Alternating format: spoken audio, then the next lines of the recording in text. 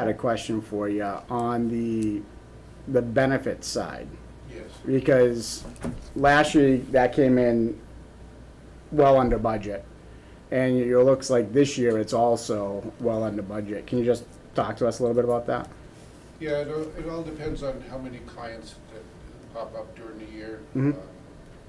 Most of them run, well, most of them stay with me. The ones I have 7 left now. Mhm. One of them just passed away. They bring in, I put out about an average about $10,000 a year for each veteran. And at this time, even with COVID, it has not cropped up that more people need help.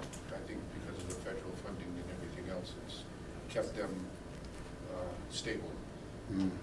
So my door is always open. I always go by appointment only.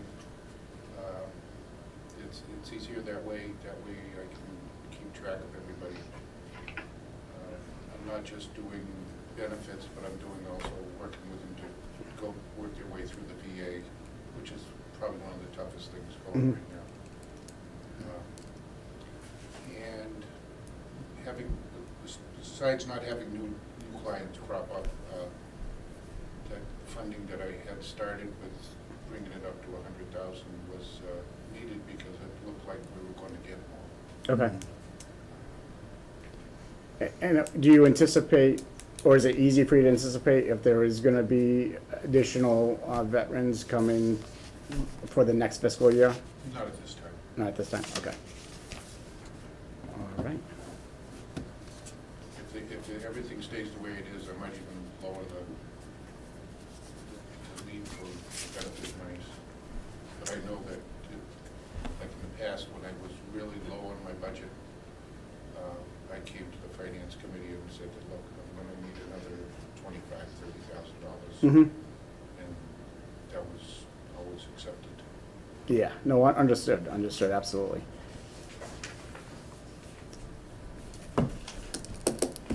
I would say on the benefits side, we'll discuss that, only because I think in 2019, the benefits were 10,000 less funded, right? And you had $10,000 left over in the budget. And then last year, there was $30,000 left over in the budget on the benefits side. So we may want to adjust that down depending on where we look at the end of the season. That's fine. And then, we'll discuss as a committee with. Yeah, if I don't see an uptick. Yeah. Or anything, Just keep close that way, because we definitely want to make sure that the funding's there, to support the thing. But we also want to make sure you're not sitting on 30 grand that could go somewhere else. You know what I mean? Oh yeah, like a new truck. Yeah. We won't talk about the check right now. But that's all the questions I had for you, Tony. Did anybody else have any questions? Nope, that covers it for me too. Okay, great. That was easy. Yeah, that was pretty simple. Thank you for the explanation. Thank you. Thanks, Tony. Thank you. All right, and I keep losing the agenda, so I apologize.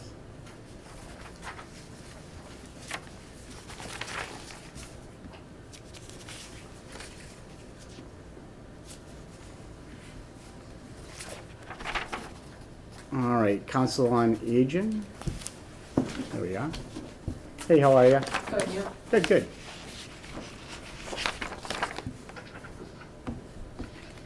We received your budget, I believe.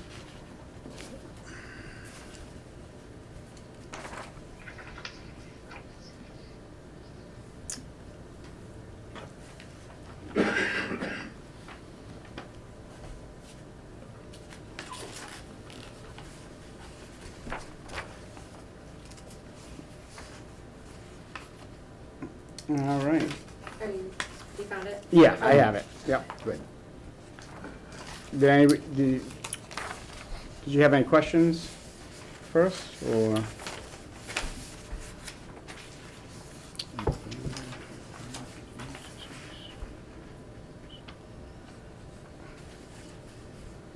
Did you have an overview, like the goals for, did I not get that? Yeah, I attached it right next to her budget. So it's Oh, okay, that's the memo. Budget. Yes, oh, okay, Yeah. yeah, I did read through that, actually, that was just, great.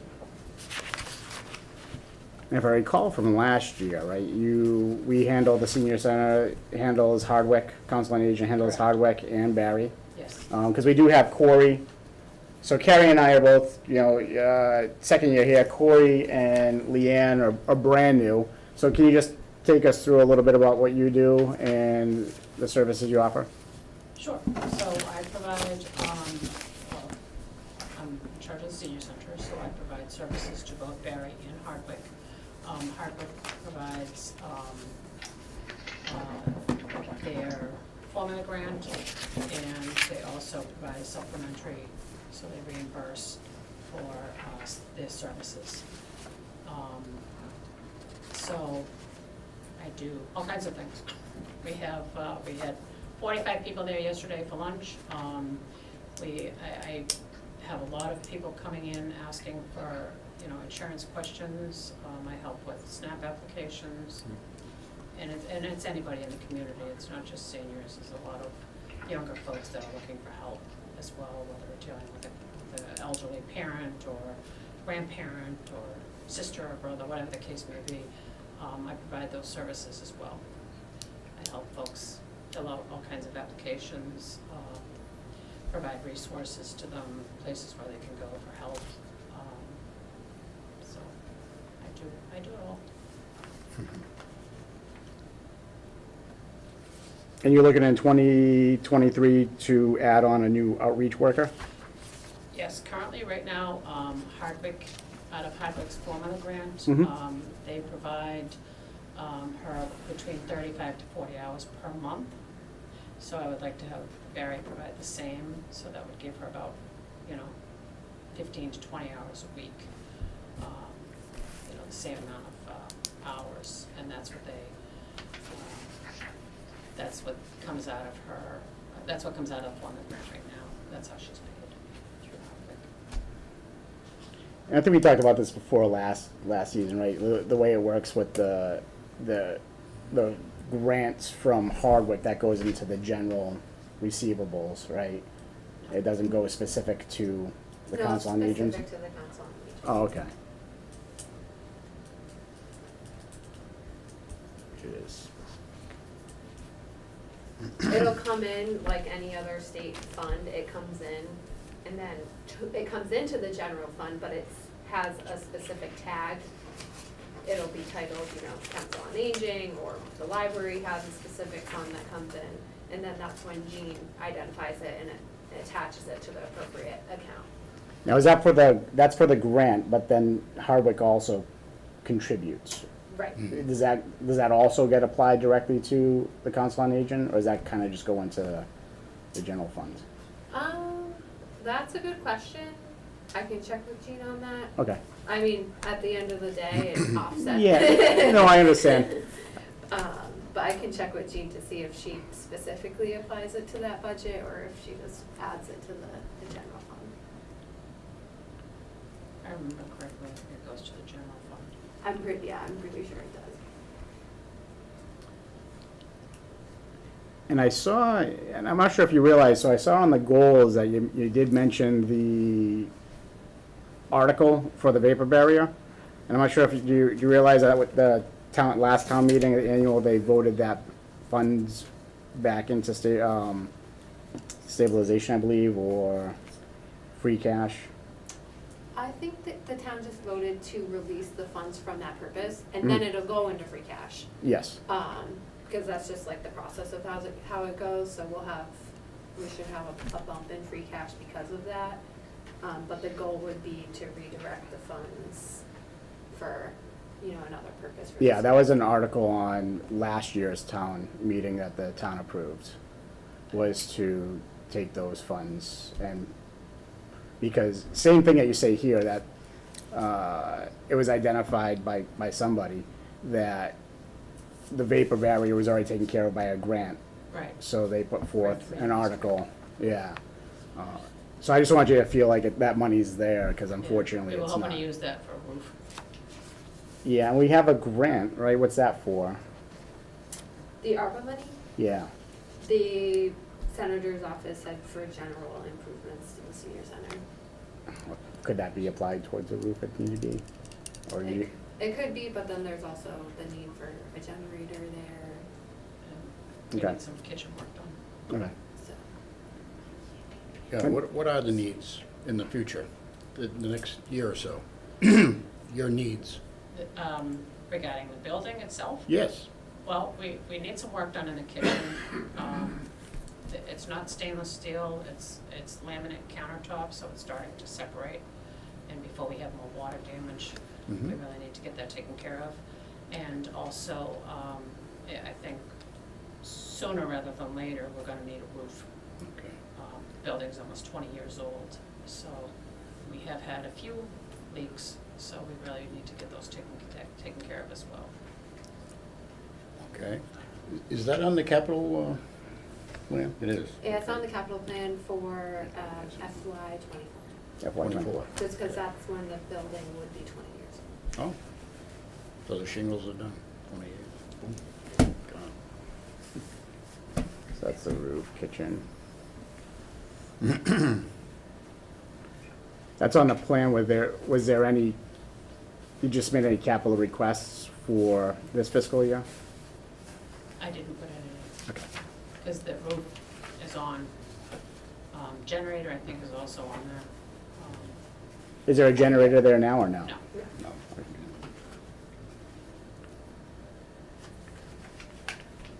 And is that building deemed like, no, because there's no generator? Are you talking about emergency shelter? Yeah. The Like, Ruggles Lane is our backup emergency shelter, and Quabbin Regional is our main Okay. emergency.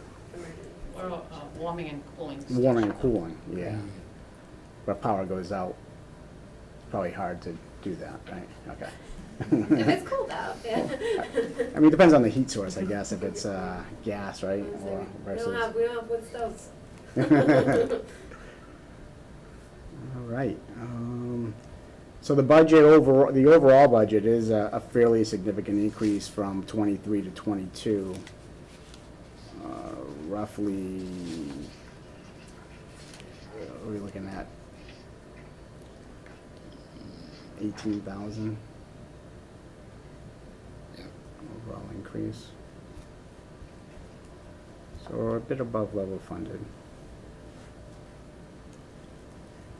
You guys have any questions? Dan, I'd like to know how much is the state grant this year? And how much is Hardwick giving us? Because you can factor that into the total budget, Yeah, because that will be money coming back to the town.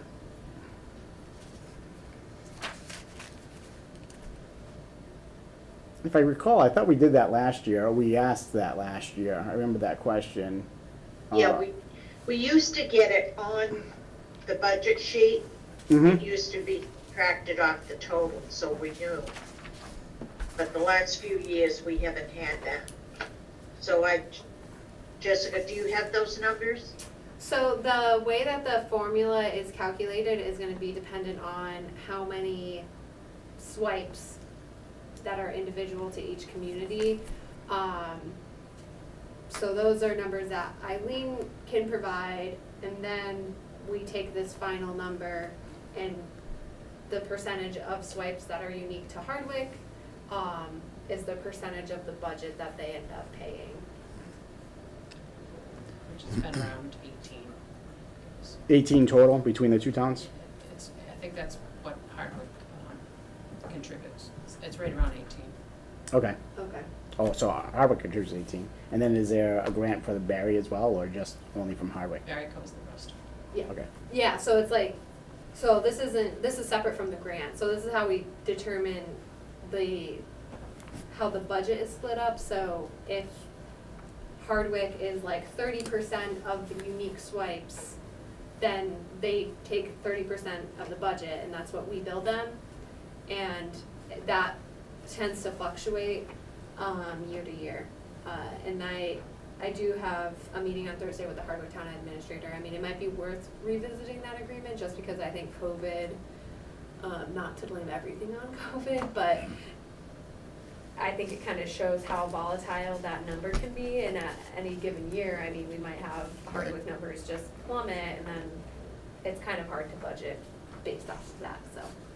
What's your overall take on like the percentage? Are you seeing a lot of folks from Hardwick come over in? It's increasing. This month alone, I've had about 10 new people coming in. So Okay. every day is different. Mhm. We have new people coming in all the time, whether it's from Barre or whether it's from Hardwick. That's great. There's been a lot of new Mhm. faces. But that number is tracked though, right? You Yes, track that, yes. So you just have like a card, like Right. punch You in on sign up this, for a right? card, Yeah. and you swipe it at the desk and Okay. Well, that's what this was. plug it in. Yeah. So since you've opened back up, you from COVID, right? You've seen an overall We've increase, been open since but like a year now, right? last Yeah. year, July. If not earlier. Yeah, And you back to pre-pandemic numbers, you feel? it's getting there. Okay. It's getting, it's been slow, but Yeah. we're getting there. Okay. Yes. I follow you on Facebook, so I saw Okay. like your Valentine's Day. You guys do a great job. So I think what we'll, go ahead, Claire. This main number, this 102,000, will be less than that. The impact on the The town is numbers for the very. grant money. We usually have those numbers when we're presented the budget, so that's why I questioned it. Yeah, that makes sense. So I think what we'll do is we'll dive into that when we start going through the budget. We'll make sure we have the grant Sure. numbers, right?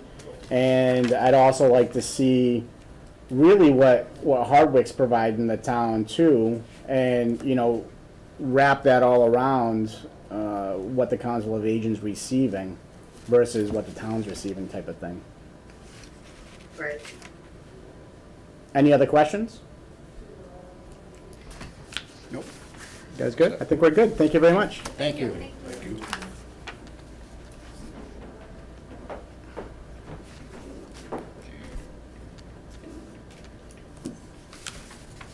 All right, Wachusett Greenway? I know we got our letter.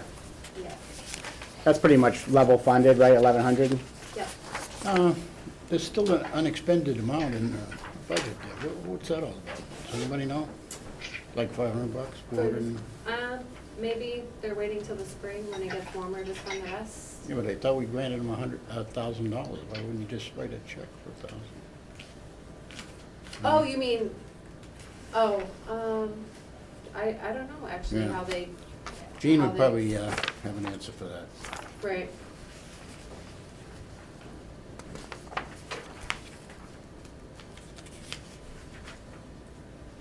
Cause I know they end up, I wanna say it's Wachusett Greenways, they end up giving like a small portion back to the town at like $100, but that wouldn't, I think that was the Eastern Quadrant, right? Eastern Quadrant Land Trust? yes, yes, you're right.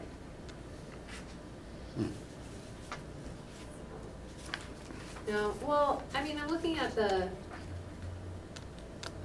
expenditure now, Yeah, and it says so 497 there's still, right? 479 left. So that's why I think they probably come to us with expenditures, since it is like, it's an odd number. I thought it was just a donation of 1,000. Yeah, that's what I thought too, but it's looking, it looks a little different. Yeah, well, we'll check with Jean and see what she says. Yeah.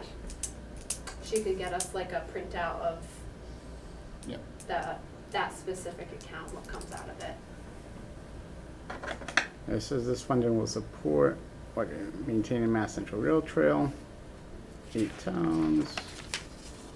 It's all good Yeah, stuff. Doesn't really for get sure. into that. Anybody else have any questions or comments on Wachusett Greenways? Great, move on. Felton Field, I see you folks here. Give you a copy of my schedule in front of me. these, the newer people in town don't even, a lot of them don't even know what Felton Field is, or what it is, or what it's for. I run into people and say, People are where busy. is that, what is it? So that's a typical, yearly schedule for us. Nothing's getting back to normal. I know I was new last year, and when you came in, you know, there was a lot of stuff that was on pause, right? Yes. Because of the pandemic. How did you end up doing last year? Is this- Pretty slim pickings. Yeah. But the first two events on that list are coming back this year for the first time since 19. Okay. But they paid 2 They years ago. They paid 2 years ago, so there's no way to come this year. But at least they're coming back. It's a good thing.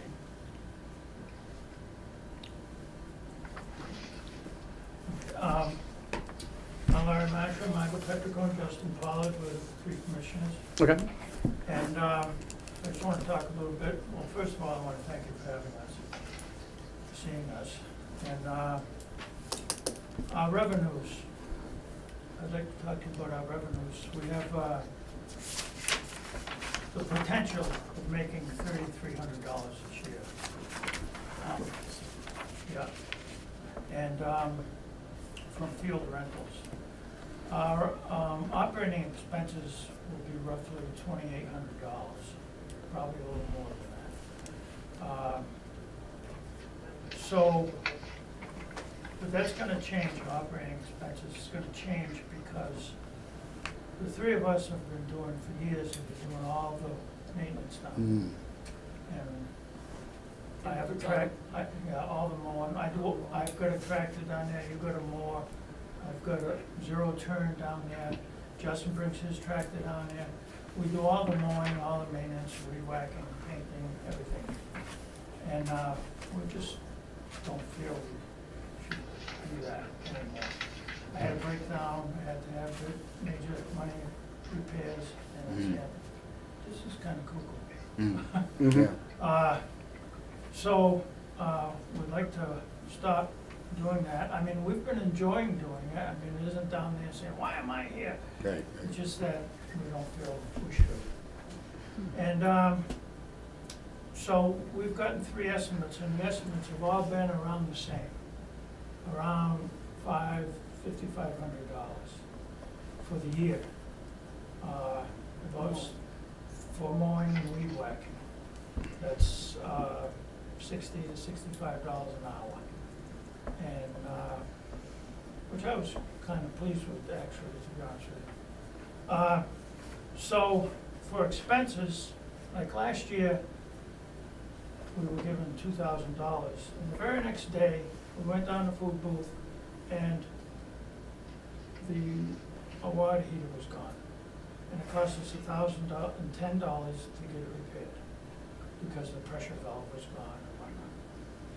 So what we would really like is, so for one, under expenses, we received $8,300, and the revenues would be our miscellaneous, because we have no idea what's gonna happen.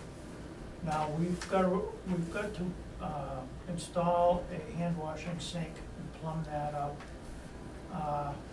We have repairs that need to be done in the bathrooms, and I'll get to that, that's another issue. So, under expenses, we're looking at $8,300. Under now we get to capital expenses. We just spent, over the last 2 years, $26,000 on what's known as the jockey room. It's an extension to the TC building. And,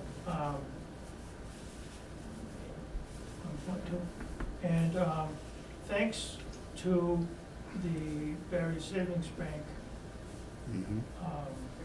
the grant, they gave us $13,000, and with that money, we were able to repair it structurally. The roof was caving in, and it's post and beams were caving in. We were close to losing the whole addition. Mhm. So that $13,000 saved the building, but then the roof was still gone. And we made it so it was kind of watertight until we could get the roof repaired. And so we did repair that this year, this past fall. And that took every penny we had and then some, to fix it. So we are, right now, zero in what we have in our funds. So, on the white building, on the Batiste building, what we'd like to do, because we've made these repairs, now in that addition, there are 50 windows in the whole Batiste building, which I was shocked when Justin and I went down. That's a lot of windows. Really? And 31 of them are plywooded over. They're not watertight. Not a pretty sight. And, you know, I feel strongly about it. It's a beautiful building. It's a wonderful, it's a piece of art, you know, really. And we really want to keep it and save it. And we need to replace the windows. And so we have a plan. We got prices of replacing with vinyl windows. And all the windows upstairs would be not operable, would just be glass with panes, and downstairs would be double hungs. And we can do 10 windows for $4,500 with trim. We thought if we did 10 windows a year, that's not installed, and I was kind of thinking maybe I could do it with help from another couple commissioners. Justin didn't know that. He found out. So we're looking at $4,500 to install for 10 windows. And we'd start with the 10 windows that are plywooded over on the front and the sides. So from the road, they look good. But the rest of the windows are. And then eventually we get to the windows that are there now, but they're not very good. And we figured in a few years we'll get to those. So we're looking at, you know, like a 1, 2, 3, 4, 5-year plan.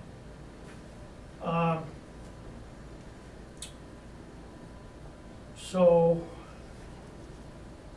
we need the 83 plus the 45, plus the other big expense that we need is the bathrooms. They're over 30 years old. Nothing's been done. I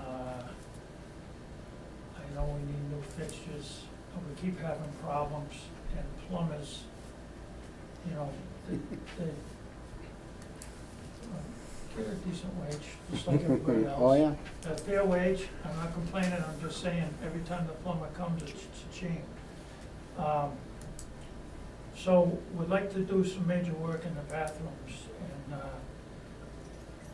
I know that the 250th committee is, they're talking about doing things at Felton and everything, and the bathrooms just, they're not that great right now, you Mhm. know? And we're looking at I'm looking at like probably around $5,500 for some new fixtures, petitions, and making the bathroom. I know we need a front door, we need woodwork done. I was gonna cut it's just texture 111 and it's rotting up. I was gonna cut that all and put in the new freeze board along the bottom and new trim, the gutters are gone, that type of thing. I put a new roof on a few years ago. I put a metal roof on. And we've done a lot of work like that down there. A lot of volunteers now through the years. Dave Wright, we were kind of worked the Barre system there. He did a lot of work for us. Painted the whole barn, donated the paint, and painted the whole thing, that was huge. And I don't know how new people at the town, but the last major project we did was cut down all the trees and put up the fence, and that made a huge improvement to the field also. Yeah, that was a few years ago, and the town gave us the money Yes. for that. Mhm. And we've had volunteers, I know, like Jake Pullen put in all new lighting. And got us the fixtures for really cheap money. And he installed them all, and did all the electrical work free, and what a difference it made. And, so we're trying to make improvements to the building so the barn could be used. And we're gonna be needing new front doors, we're gonna install exit signs and make it so that, if people do wanna use it, that the building inspector will smile upon us.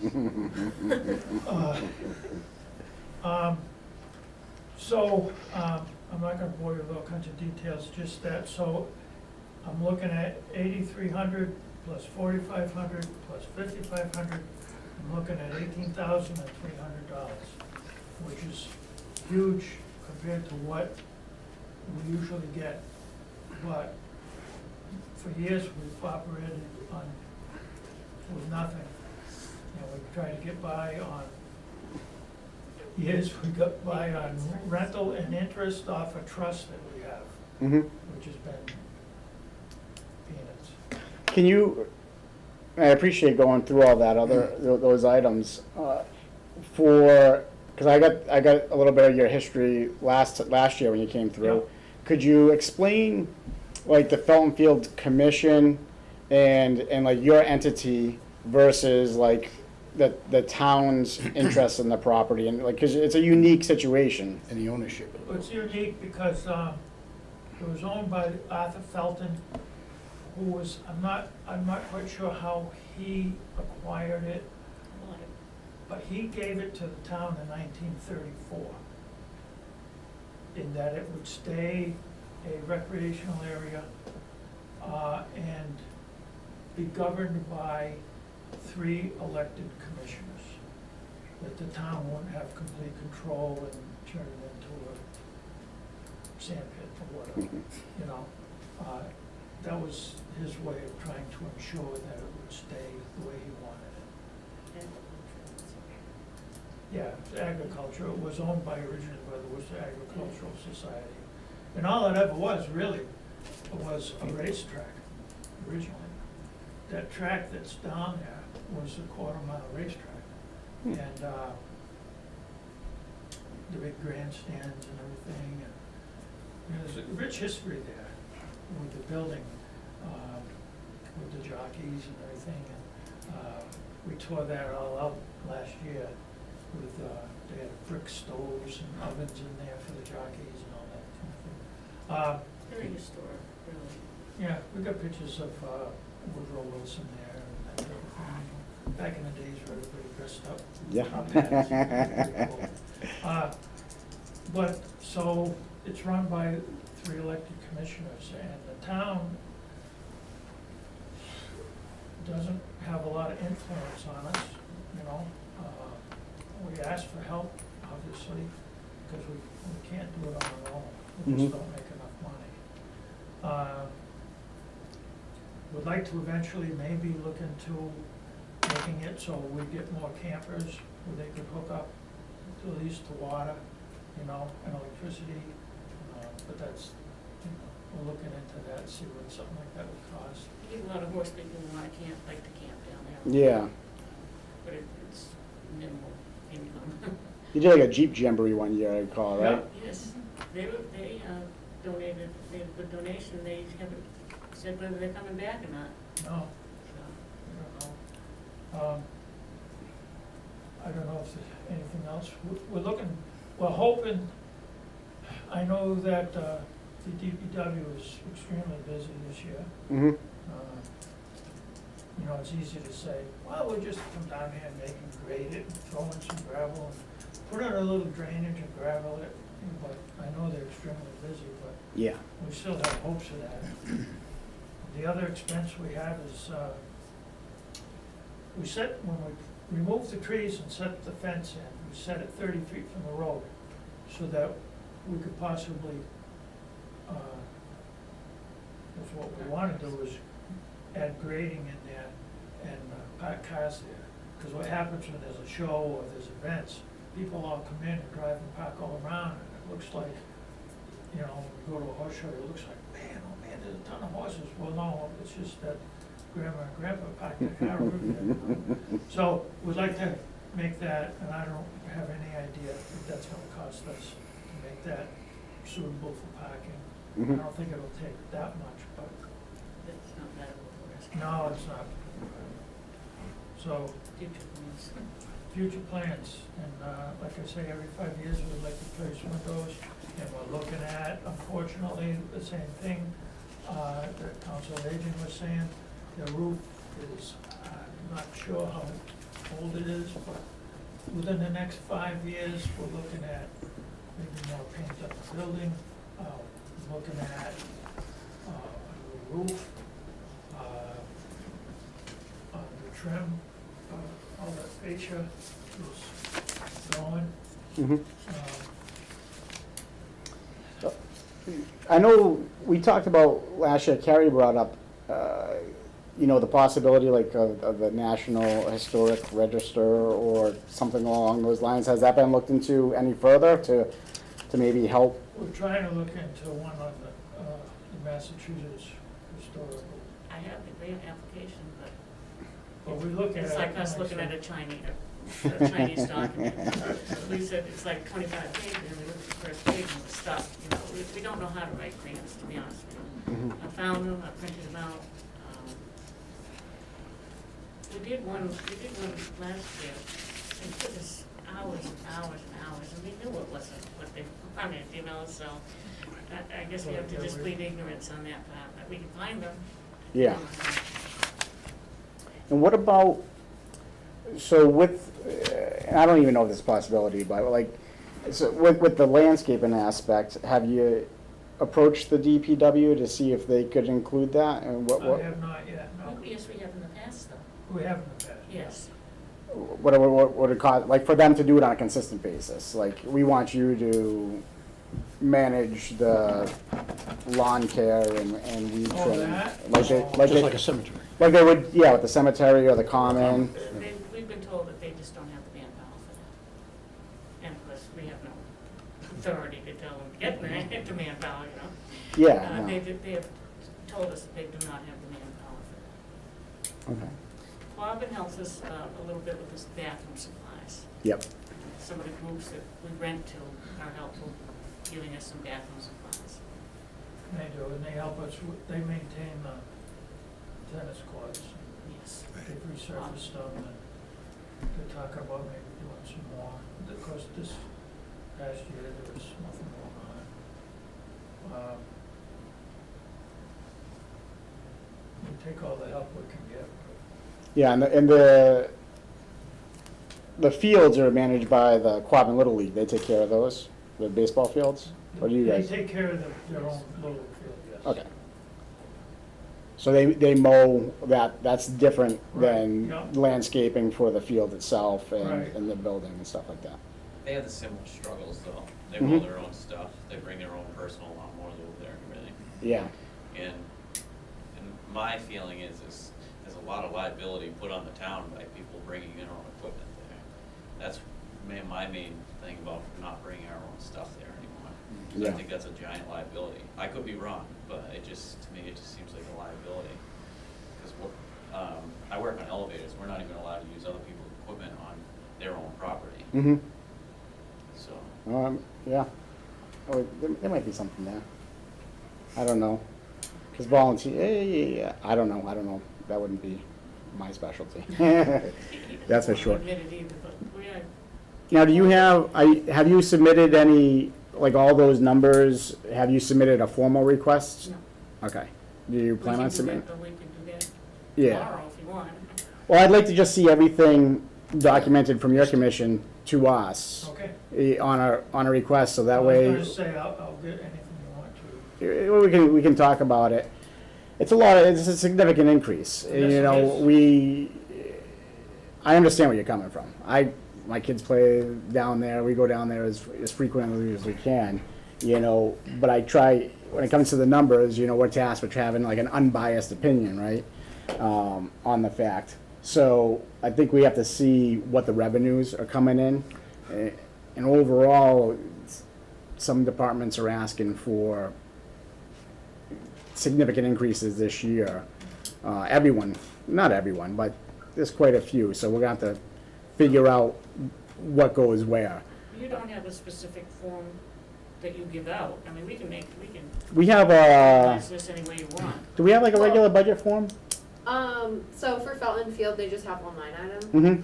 Mm-hmm. But typically what departments do is they send like a letter. So that can detail, especially because, you know, some of these requests, especially the windows and the bathroom improvements, could probably be considered like a capital item. The field maintenance, I would say, would be more of like an operating expense. Yeah. So that would be something that I would include in like the operating budget, but the windows and the bathrooms, I would consider to be more of a capital expense. Right. So that's something that, we do have a capital expense form that I can send you guys. Dan, Yeah. the Felton Field is not considered a department of the town. It doesn't come under the general budget. They've been a separate item because of how they acquired the field and everything. Yeah, they have the commission that oversees Yeah, the trust. the town really has nothing to say about it. So But the all town they owns, can the do- town owns the property though. Yeah, but we have no say. It's a kind of touchy thing, it's always been that way. No, I understand, I mean, So what I would suggest that they do is list all the things with the monies on them, you know, saying that they would like the town to help them, and then we can go from there. yeah, that's exactly, we need a. They don't need a budget form per se, like the rest of the town departments get. Well, I mean, I wouldn't completely agree. I don't know so for me, I don't know the legality around like the commission and Right. the contracts and stuff like that, but just thinking out loud here, I think you could compare that to the library trustees, where the library trustees, that building's Exactly. a lease agreement with the town, but all the budget and all those folks, they receive funding from the town as well to operate. We just run it, we don't own it, the town They- owns it. They has didn't insurance. used to. No, I understand, but Adopted, took in the library quite a few years back. I see what you're saying. If it's town property though, I feel like, finance committee aside, if I was speaking as a resident, I would say, you know, the town, if they own the property, they need to have a hand in the maintaining and, it's an asset for the youth of the community. And how they get their funding, they rent it out, no different than if the library rented out the third floor to have a meeting, right? And that money that the library would receive would go into their trustee fund, if I'm not mistaken. So there is, because the town owns the property, we just can't let it go to the wayside. No, I know that, Dan, but it can't be taken over by the town with all of these at high expenses. There needs to be someone looking into a grant, because I'm sure there are grants out there. I have a friend that does grants, and I wrote a note down to talk to her about that, Father. Please. Because we I have can't printed. be absorbing someone else's budget. Yes, I agree, we need to do something and promote Felton Field, because it can be used. Yeah, I mean, we can But I don't definitely discuss that.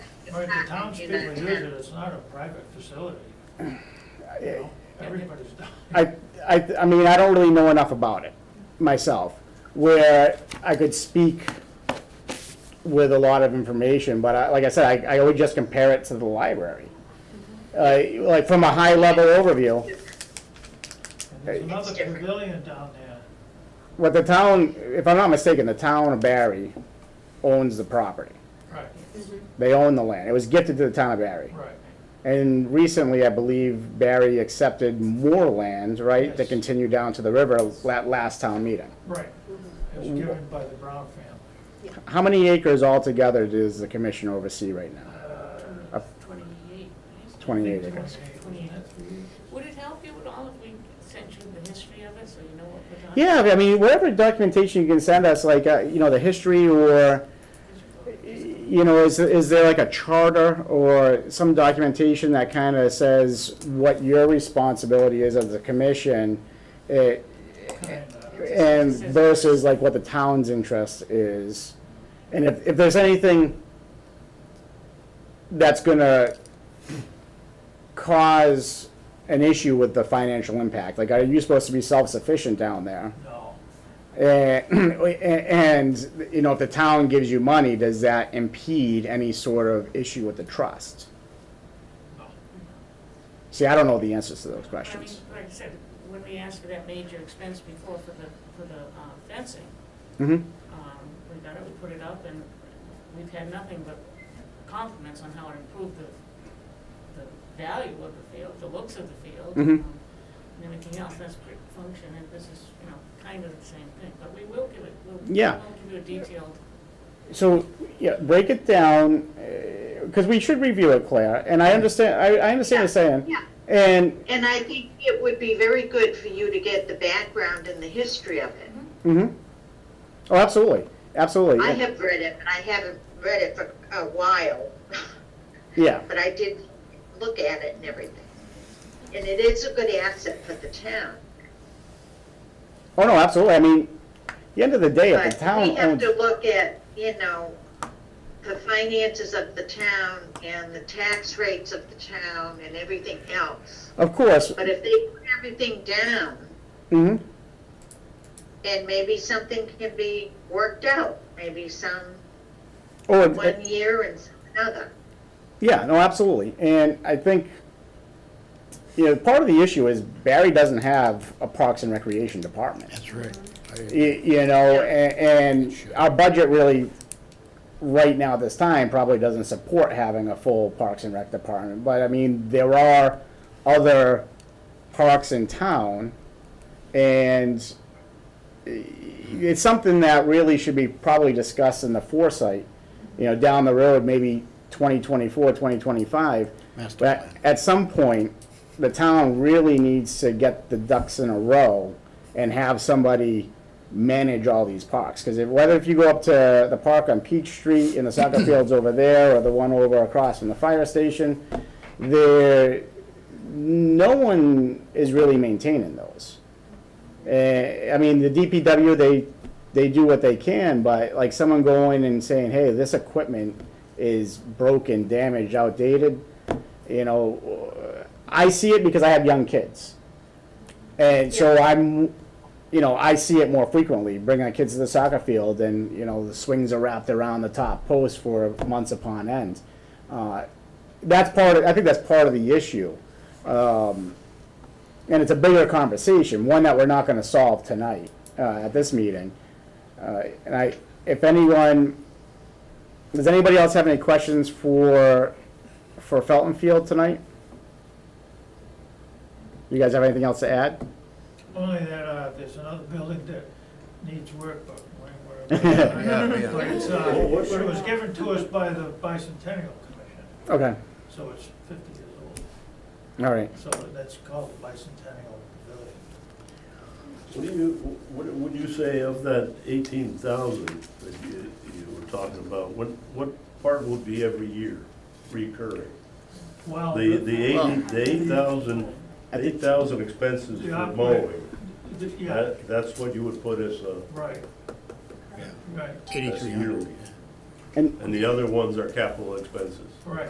Yeah, and there's also money that you get from the trust as a yearly Interest. stipend or whatever, like, Interest on it. and you have to spend that every year, right? Is that how it works with the trust? No problem.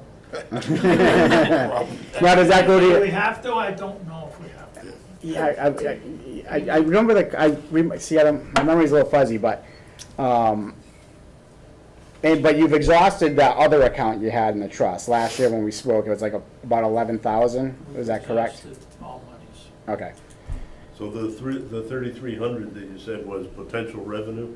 That was from these, Yes, That's what this would bring in. But it's gonna be minus 1,000 because the people paid 2 years ago, so we're not gonna get it this year. Yeah.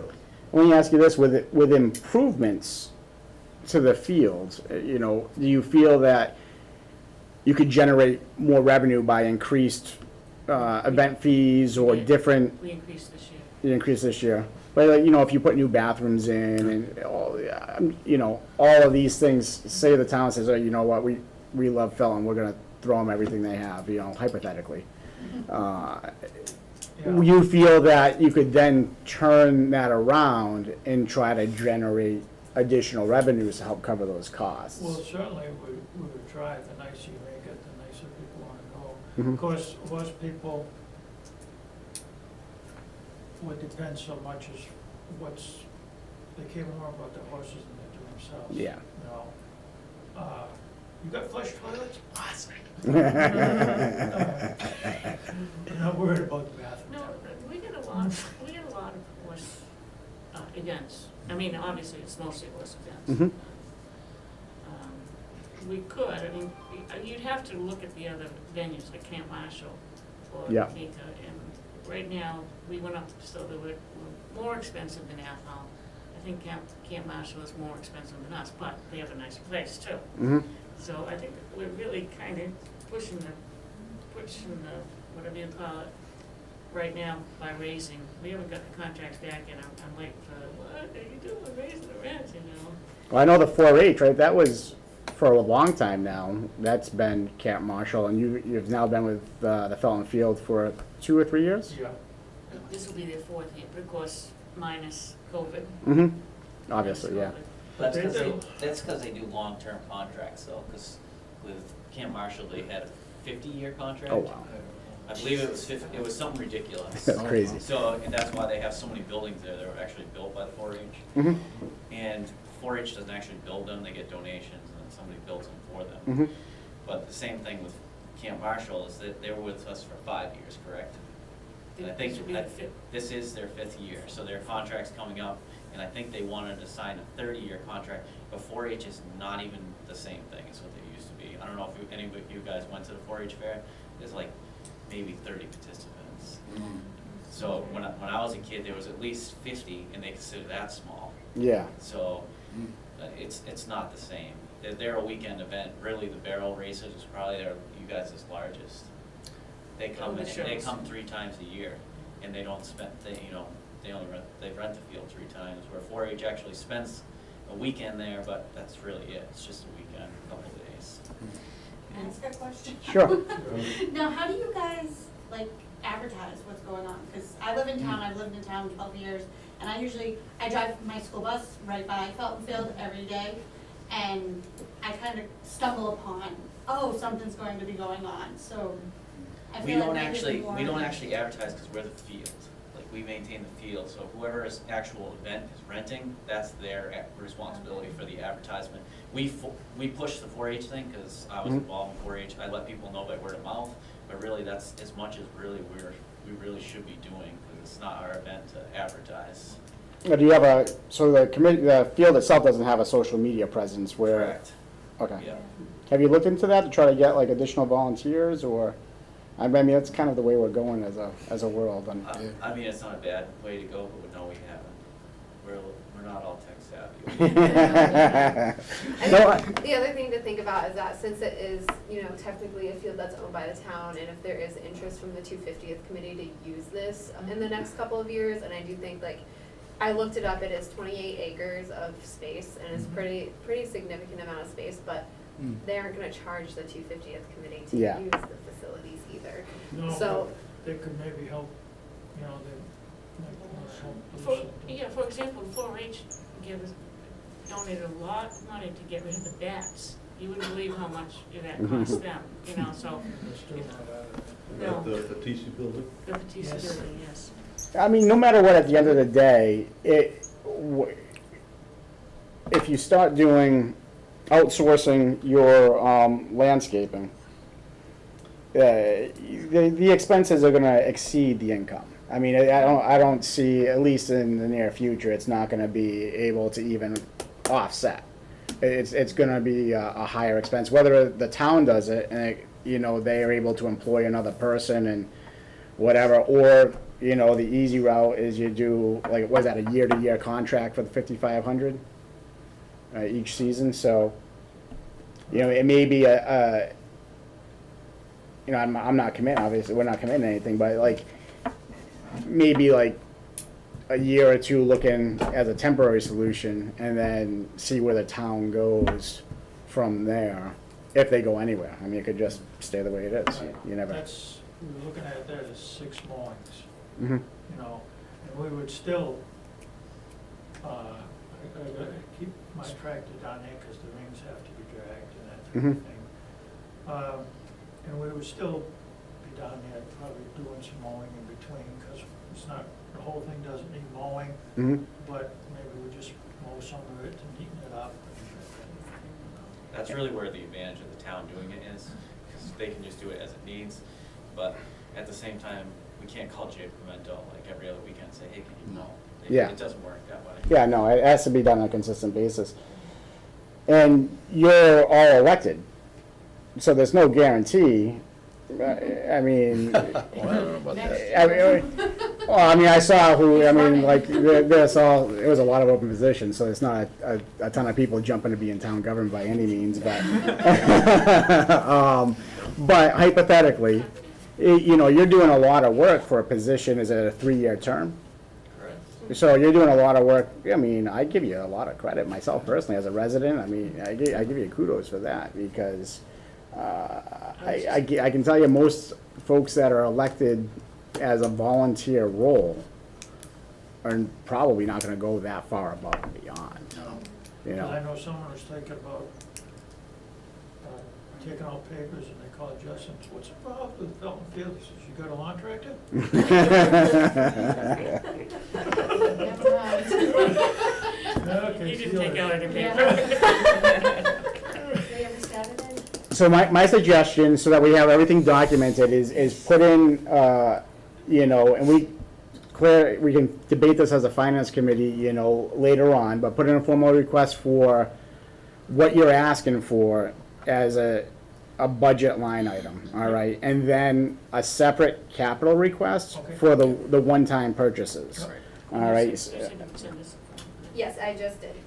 And then we can go, and when it comes down to when we start diving deep into the budget, we can tear it apart and see if the funds are there for you and try to figure it out. Sounds good.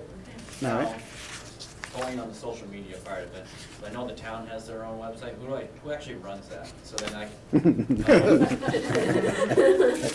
all right, so if we put something together at some point, we can put that kind of so like we're one of the links, Yeah. because that only makes sense to have it there rather than a separate location. Because I don't want to have like a Facebook that's going to be a There nightmare. is a Felton Field site. Yeah, I believe Oh, there there is? is Oh, a there is? page, but I typically manage everything, so anything you guys need posted up there, you can just. Really just the events, Yeah. because we don't really advertise, I don't know how many open weekends we have left, but I don't think there's very many. So that's why we really don't But it gives advertise. people a way to look, like, to go to and say, like, hey, do you have this weekend open? Yeah, I mean, it's also, you know, I'm just thinking for myself, because I'm connected, like, I do everything, like, electronically, I don't know. And that's just how I am, and my generation kind of grew up. So I would say if, as an opinion, if you were able to have some sort of social media presence, it would help your cause, not only just to advertise days, but just to talk about, you know, what the field's about, put out an ask for volunteers, you know, I mean, if you have a cleanup day, Earth Day, you know, people throwing, whatever, people do like to help out, but if they don't know about it, they can't help out. There's also always a lot of kids at the Yeah, high the school high that school are kids looking need- for their Yeah, community service the hours. high school kids need to do so many, yeah, you have a kid that's on their way up there, right? Yeah. And so, I mean, they have to do, before they graduate, they have to do so many community service hours. I just saw somebody on the town Facebook Asking about it, yeah. asking about it, like, what can my kid do? They need to do something to get their community service hours. And that would be no problem liability wise and all that, that's what we're always afraid Yeah, that's fine. I think volunteer, maybe you have to do a simple waiver. Again, I don't know. That, yeah, The cooperative would probably Yeah. provide you with that. yeah, I know I started doing the Cub Scouts at my son, and, you know, if we do any event, they're covered under the Cub Scout insurance, as if it's a sanctioned event type of thing. So it wouldn't necessarily, you know, if we go on a hike up, you know, at Cook's Canyon here and somebody breaks an ankle, we're not gonna go after the Audubon Society or go to, again, you know, the Scouts will take care of it. Okay, we'll do that. Get it out to ASAP. Great, I appreciate your time. Thank you so much. Appreciate your time. Thank you. Thank you very Thank much. you. All right. That was a good discussion. All right, where are we now? Parks and Rec, you're right. Parks and Rec, yeah. That's what we need. The youth commission. Youth Commission, you're That's the me. you're with the Youth Commission. There we go. So because of COVID, we have not had events, but everyone here is maskless, so I'm assuming the building is maskless now, so I'm a school bus driver, so I drive for the high school, middle school, and just talking with the kids, they're like, we're not coming if we have to wear masks, and so that's kind of what we've been waiting for. Yeah. So, not looking for anything more or anything, just basically what we've been getting. We throw parties basically a couple times a month. Usually it's like a Friday night, have them up there, pizza, food. We've got a bunch of different games up there, they've got the Wii. So just batteries, all of that stuff is what we're looking to replace, and And where's that? Is that here, Up third upstairs? floor. I encourage you, I'm tempted during the day, no, I'm kidding. anyone up there for the skee ball machine? I love skee ball. We bought that 2 years ago. The kids love it. My husband's like, I think we need a second one. Yeah. And that's the high school kids? Okay, and Usually middle school is let me, like yeah, 7th, 8th grade, and then. parents can just dump them off and see you later? We make the parents come up. Oh, okay. You know, All right, I just won't be there. don't have to, like, come up, Is that what you do? meet me, you know, hi, and sign your kid in, and then come back and pick them up and sign them out. Okay. And so the whole reason that you haven't used any of the money is because of COVID? Like, Okay. And just looking for level funded? Yep. 2,500? yep. Anybody have any questions for you? I mean, my question I would. mean, I have a question, but it doesn't have anything to do with the budget. Like, where do we sign our child up for this? There's no Like, sign is up, there just bring them a up, but, hours? said- Is your website? we do have a, is it Facebook? I have to look. I think it's a Facebook. I think it's on my Facebook, yeah. And, we usually just promote our events. I'll tell the kids on the bus, they start telling friends. Oh, I put it on the Facebook. Danielle McKinstry helped me some with the Facebook on there.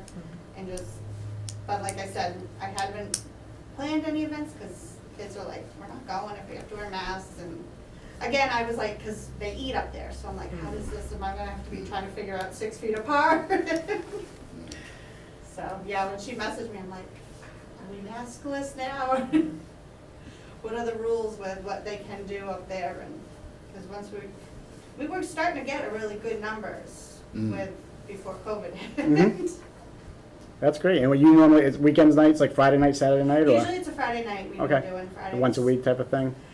Every other. Every other? 'cause there was like 3 volunteers and we were looking for more parent volunteers and we weren't getting as many, so just so every Friday night I wasn't up there because I have little ones too. I have a 3-year-old and I have an 18-year-old.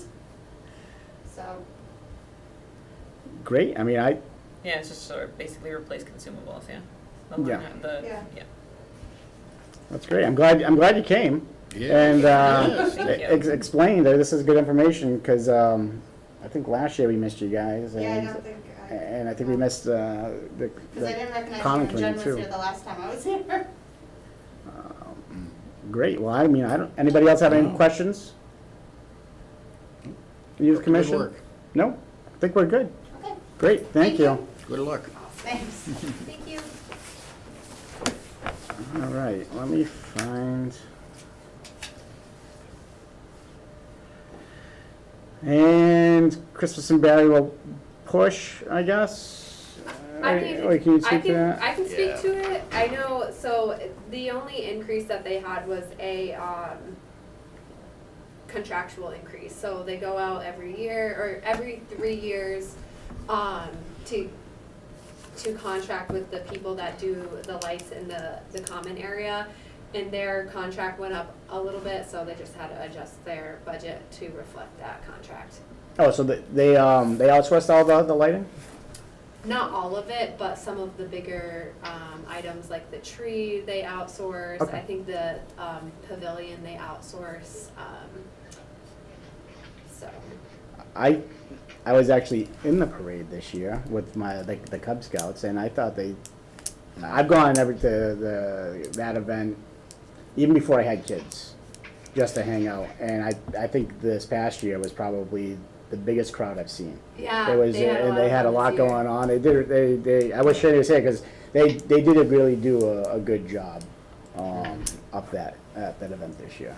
Yeah, I've learned not to go on vacation the first 2 weeks of December. That's when all the Christmas events happen. I missed everything this year. You were so- there too, right? Yeah. Yeah. So this year I'm not going on vacation those 2 weeks. And then we have Jessica up with the representative select board. Yes, so I printed out my goal or my achievements, the grants that I've earned, as well as the organization chart. I emailed it to everybody who's online. So I can start off by going through the budget. Generally, everything has been level funded.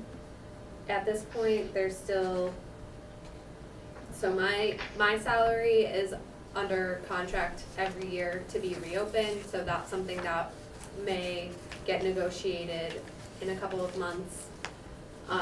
This year, the select board is really interested in focusing on evaluations of all our staff as is required for our personnel policy, but really hasn't been done for several years. So we're repositioning and going to hold all of our departments accountable to do all of those evaluations. I'm hoping for the month of March, just so we can move forward with contract negotiations and then also, talking about COLAs in the next couple of months as a finance committee. So, other than that, my assistant, her salary stays level funded. For our legal budget, the difference here is that I split up our legal expenses just because our town council is retiring at the end of the year, so we're gonna have to contract out for that. And so I split it up, so we have two accounts, one for labor council, one for our legal council. And I budgeted a little bit extra for our legal counsel just because I don't know how much we're gonna use this legal counsel, and it's not gonna be on a retainer like we have for our current attorney. So I budgeted $15,000 for that, and then $9,000 for our labor counsel, because our labor counsel is a set fee, or a set retainer, I should say. So every month we pay $750, and that's just kind of a flat rate, no matter if we use them for 0 hours in a month or if we use them for contract negotiations and we meet with them every week. So it is, I think it's a pretty good deal there. So our budget goes from FY '22, $22,000 to FY '23 at $24,000.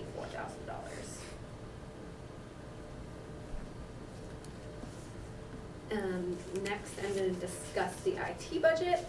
So the IT budget, the only increase that I requested is in our managed services, which is contractual again. So we contract out for all of our IT work with CM Geeks out of Hubbardston, and their contract just went up a little bit next year. So instead of the approximately $25,000 that we pay them a year, it'll be bumped up to $27,140. And then I kept software and IT expenses the same. For town buildings, that budget stayed level funded. And I know I'm going through a lot right now, so if you guys want to stop at any point and discuss, just let me know. Sure.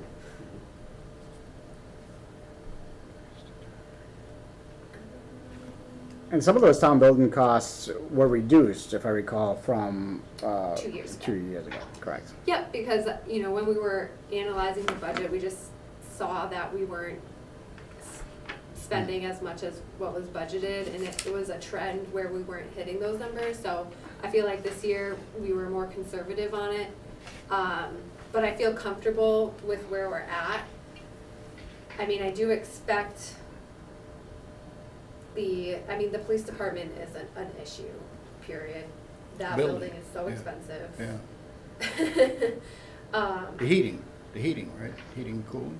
The heating and cooling, yeah. Our Yeah. HVAC system costs that building hand over fist. But I think, again, with these ARPA funds, we're gonna look at addressing some of our building issues, and definitely that the public safety buildings HVAC issues is something that we wanna address, because Right.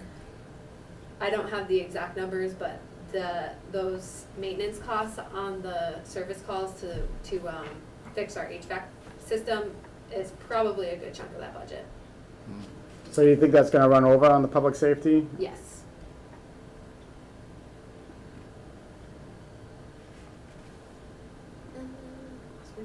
Okay. So for central purchasing, which includes our regional planning assessment, postage, mail machine, and our town report expense, the regional planning assessment, I kept level funded. Usually they increase it a little bit every year. They haven't reached out to me yet with a proposal yet, but I don't know how they're gonna move just because of all of the inflation costs, so I don't know what their salaries are gonna look like in the next year and how that's gonna impact our assessment. I still don't expect it to increase exponentially, so that's why I just kept it level funded for now, and I'll keep you guys in the loop if that changes. And then the postage and the mail machine, we kept the same. We went over budget last year, but that was just because we had a lot of mailings due to COVID. And we had a lot of elections last year. So, that fed into an inflated postage cost, but this year we shouldn't see that same amount. And then the last expense, or the town report expense, we've also requested an increase for, a $200 increase, just because the books keep getting more expensive to print. And every year we're printing less and less books under the constraint of the $1,000 that we have in that account. But I think last year we printed maybe like 60 books, if that. So we don't wanna have to keep going like lower and lower. We want people who are interested in having a physical book, we want them to be able to have that, right? Even though it is available online, some people just like the physical book.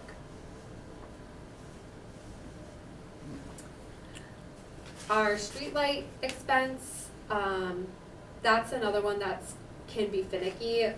We are working with National Grid to have all of our streetlights upgraded to the high efficiency LEDs. How's that coming? Slow? It's slow.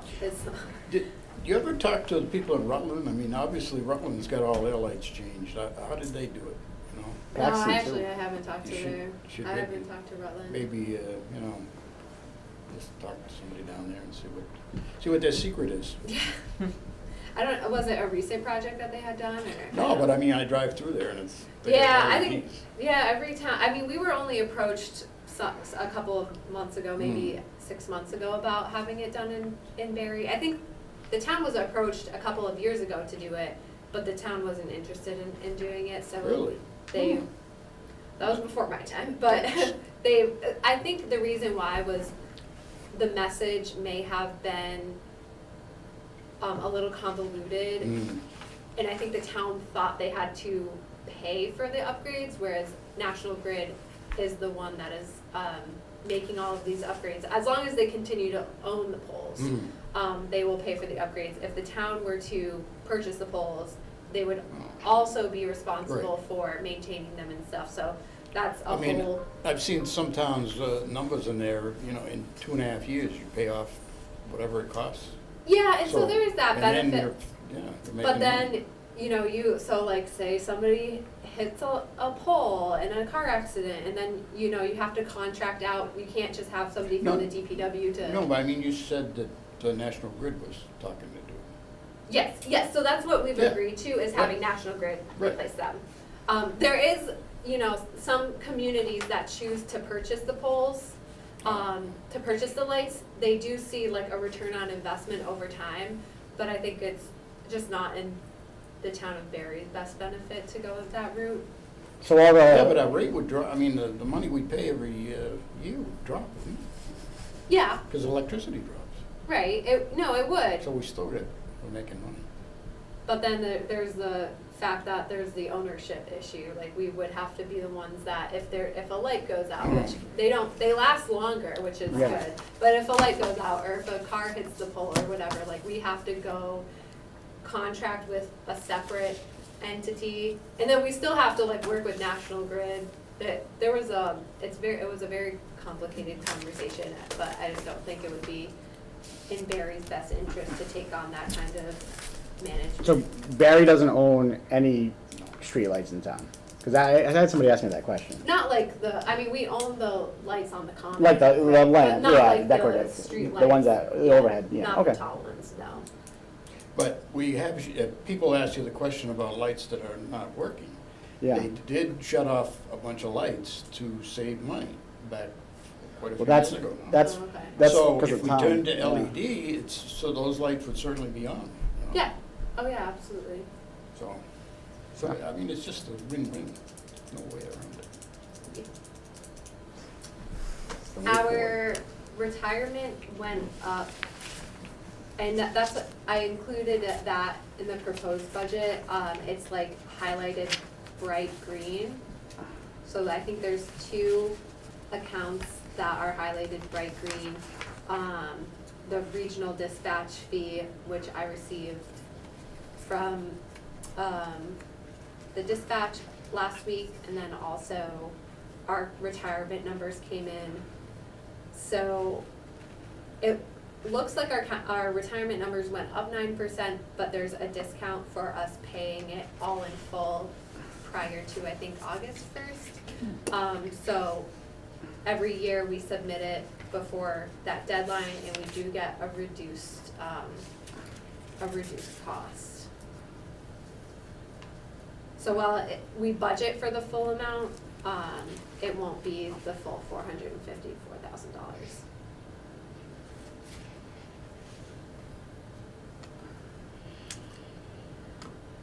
And that, other than the only numbers that I'm waiting on, we have a meeting with our insurance company sometime in the next couple of weeks.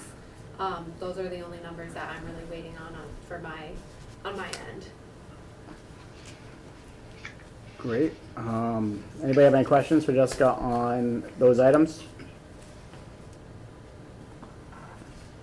The only thing I would ask is, when you had mentioned that you had additional mailings due to COVID, were you able to push any of the funding off to Heroes or CARES or anything?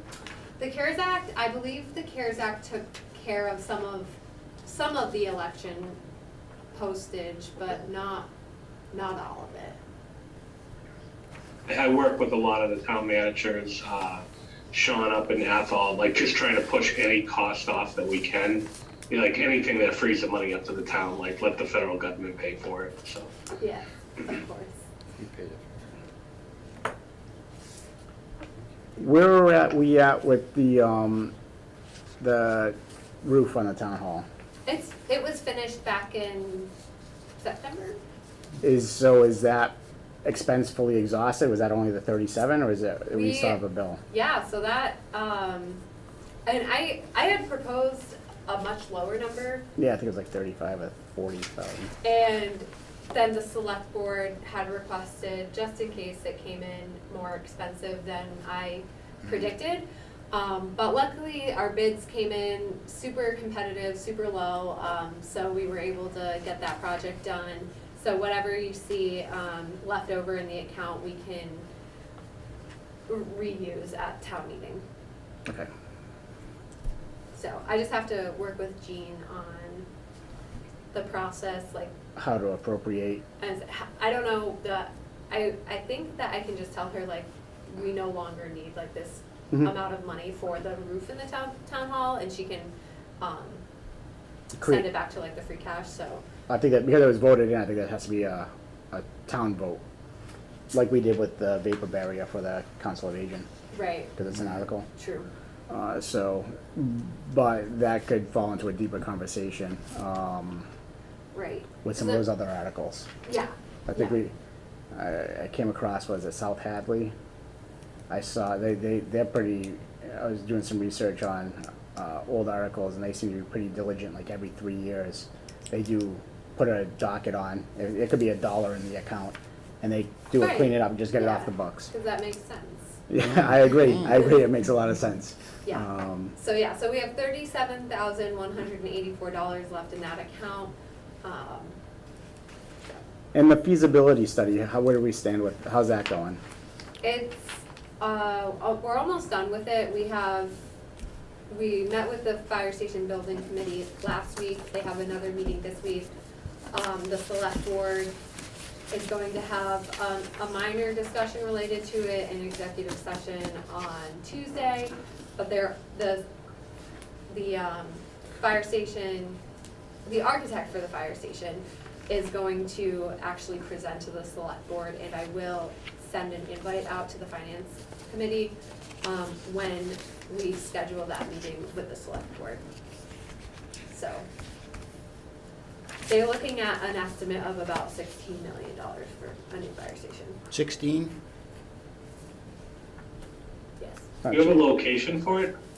There are 4 proposed locations.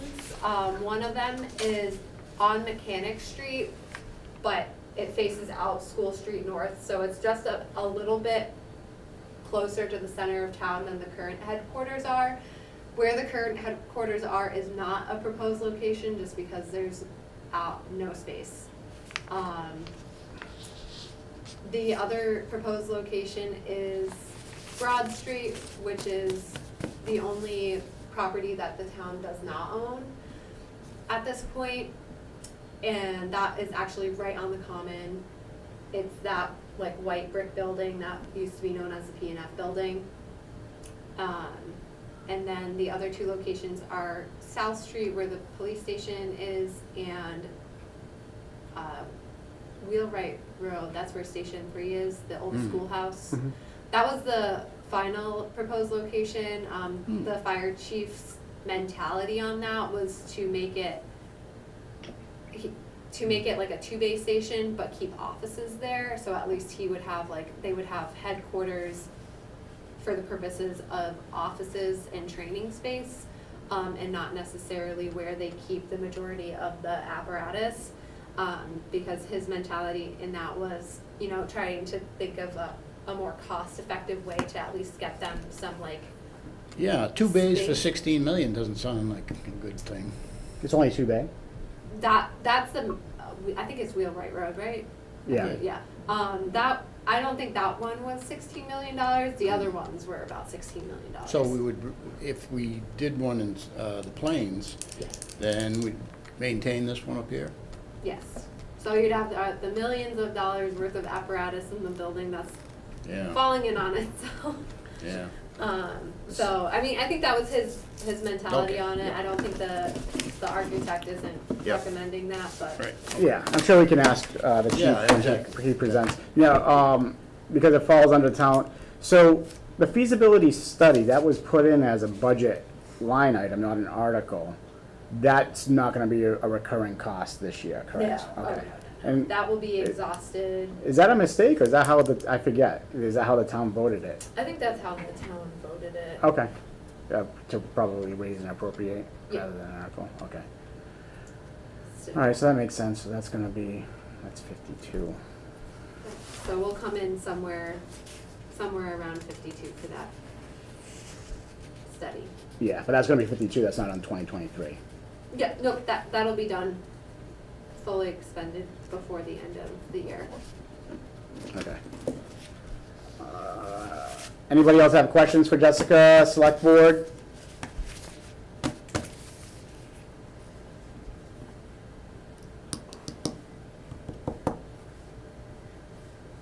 But do you want me to go over some of my achievements and grants and stuff? Yeah, go right ahead, I would love that, go right ahead, I sorry, apologize no, that didn't get. go right through that. Okay, so,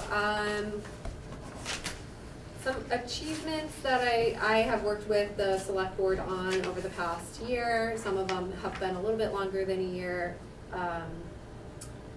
I've worked with CMRPC on a number of grant opportunities for the town, so many of you may have heard about the CDBG grant that we applied for the South Barre High Plains area. CDBG stands for Community Development Block Grant.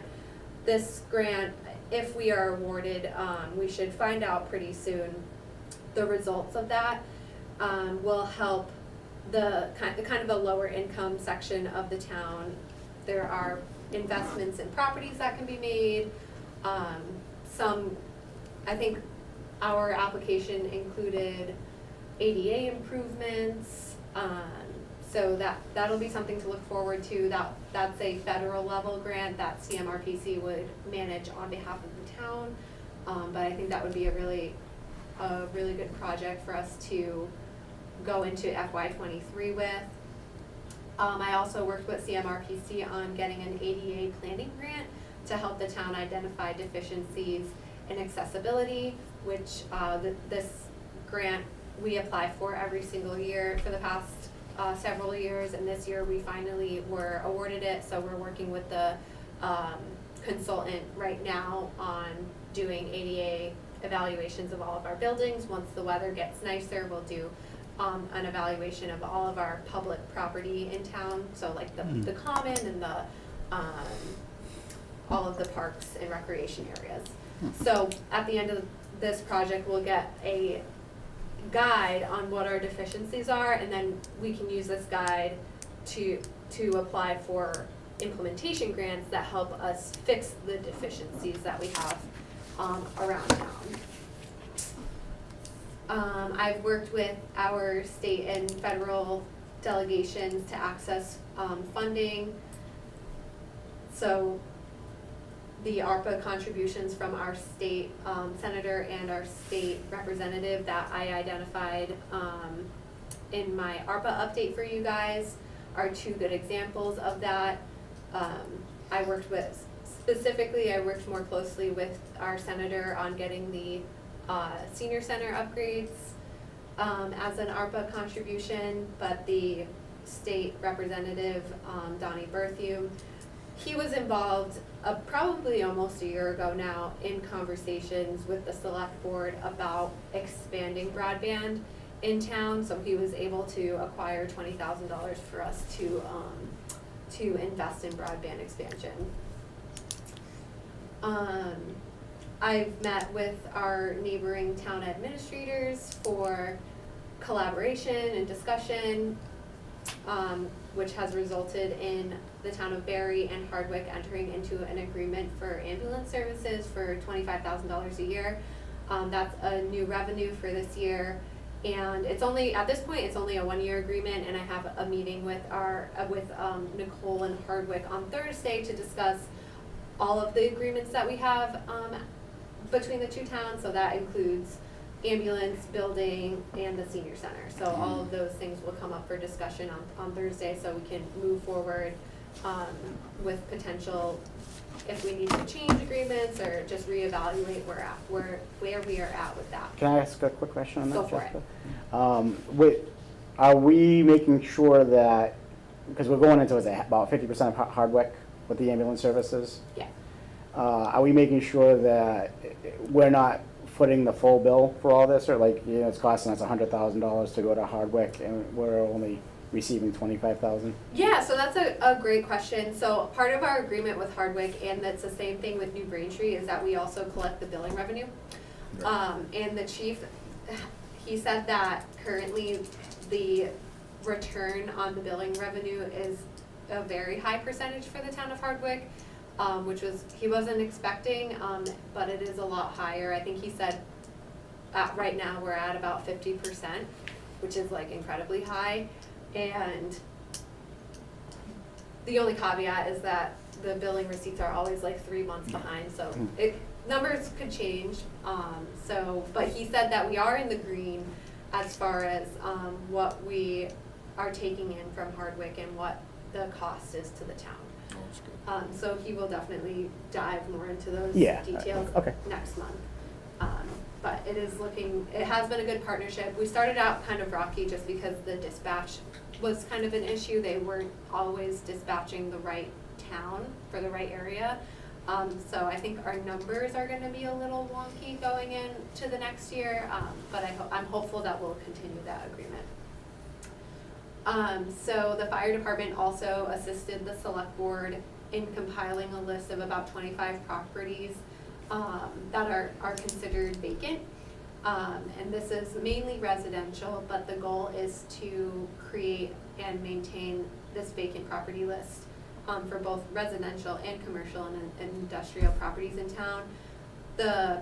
My intention here is specifically for commercial and industrial properties in town, we can focus on, finding like new tenants, new vendors, new people, new businesses that wanna come into town. And it's kind of hard for me to have conversations with businesses that are interested in coming to town if I don't know like what's Right. available. So I've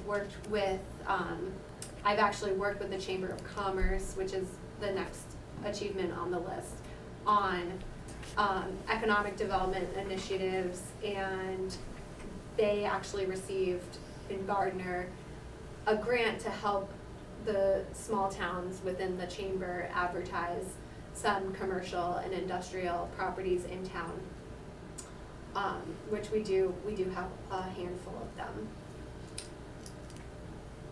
Some other goals that I've achieved in the past year that have been funded by grants include getting our master plan started. So the planning board and select board, as of the select board's last meeting, have agreed to contract with CMRPC to do our master plan. We have funding right now for half of the master plan, but I know that CMRPC will work with me on finding funding for the other half of the plan.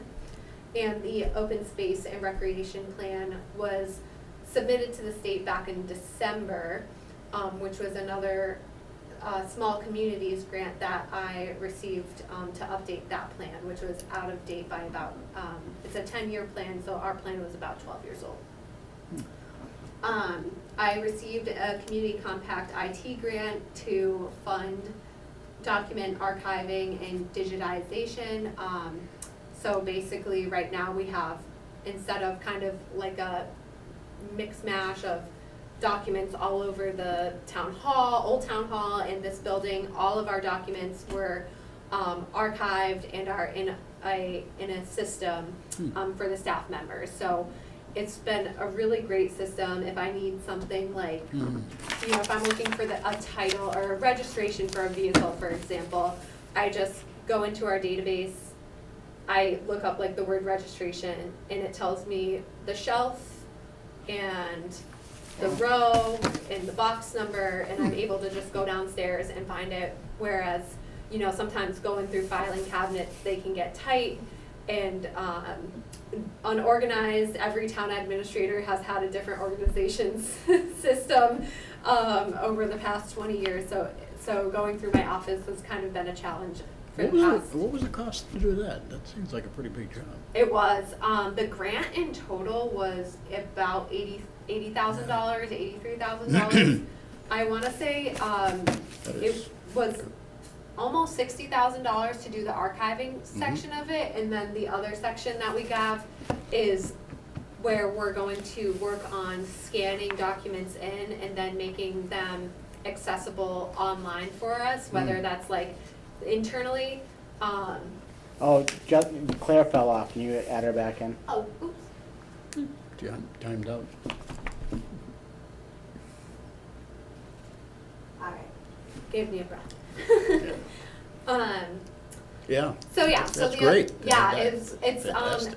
when I got here, Ellen, our town clerk, she let me know. She's like, "This has been a goal of mine for years," and I said, I love organizations. Like I think like it's so important to me to have a good organization system to kind of keep me focused. So it was, I think our priorities kind of matched on that. great. We already talked a little bit about the fire station building committee, but the fire chief and I have been working together on the future of the fire station headquarters. We've been working with a really good architect, so hopefully we'll have a presentation to the select board in the near future, and then we can shift our focus to designing and building the station. And funding, most importantly. Yes, funding will be As I mentioned earlier, evaluations will be conducted. Hopefully, we can get them all done during the month of March. I don't want them to continue on past maybe mid-April at the latest. And other than that, I've been involved in some community events like Barre Scary and the Public Service Day. The previous police chief had always done kind of like a police department open house, and I think that everybody was kind of burnt out on that since the police department was about 5 years old. Like we've seen it, and so we shifted our strategy. We brought it up to the common. We invited all of our public services, DPW, the ambulance, the fire department, and we try to get some like community members involved. To make it more inclusive and highlight like all of the services that the town provides. And I think it was really successful. I know I saw Brian, I saw Dan. Oh, yeah, it's great. Yeah, the kids absolutely loved it. They have like a touch truck. Oh, they had touch a truck. There was a trailer, there was like smoke from the fire department. And, I mean, the state police were there with like the crash test dummies that were spinning around. It was a like good the time. dummy like fell out of the car because he's not buckled in, and so I think It was great. I thought it was pretty good. Yep. We tried a different time of year, so hopefully it would have been a little cooler, and it was like the hottest day in like September or October, whenever we had it. But I think our goal is to do that again. And I've also been working with Charlotte Guru down at the Barre Plains Common. She's kind of made it her mission to revitalize that area, bring a little bit of new life to it. So the Barre Savings Bank Charitable Foundation, they funded a new flagpole, new benches, and we also had some tree removal done through a grant that was supported by our insurance company. And so some other goals that we're kind of focusing on in the future is going to be like bringing a new sign down there. She wants to, do some sidewalks removal and redo the sidewalk situation down there because they're pretty bumpy. But so Barre Plains has gotten some love in the past year as well. Good. So if you guys have any questions on that. In line with the evaluations, do you have a form for that, or? Yes, yeah, so the last time evaluations were done, I wanna say it was probably 3 or 4 years ago. And we do have an evaluation form that was used. It's pretty comprehensive, and I'm submitting it to the select board for their review at their meeting on Tuesday to see if they're interested in moving forward with that evaluation tool, or if they want, if they kind of want to customize it for a different thing. Sure. And what level the evaluation's done at? I mean, is it just the managers, or? It'll be every employee, every full-time employee, I should say, So managers will be responsible for evaluating their workers? Yeah, so the immediate supervisor will do the evaluation. So I'm still working on a town-wide organization chart. But it's gonna look similar to like what I've attached here. I think there's one in the system there somewhere. I don't know. I've seen it in the years past.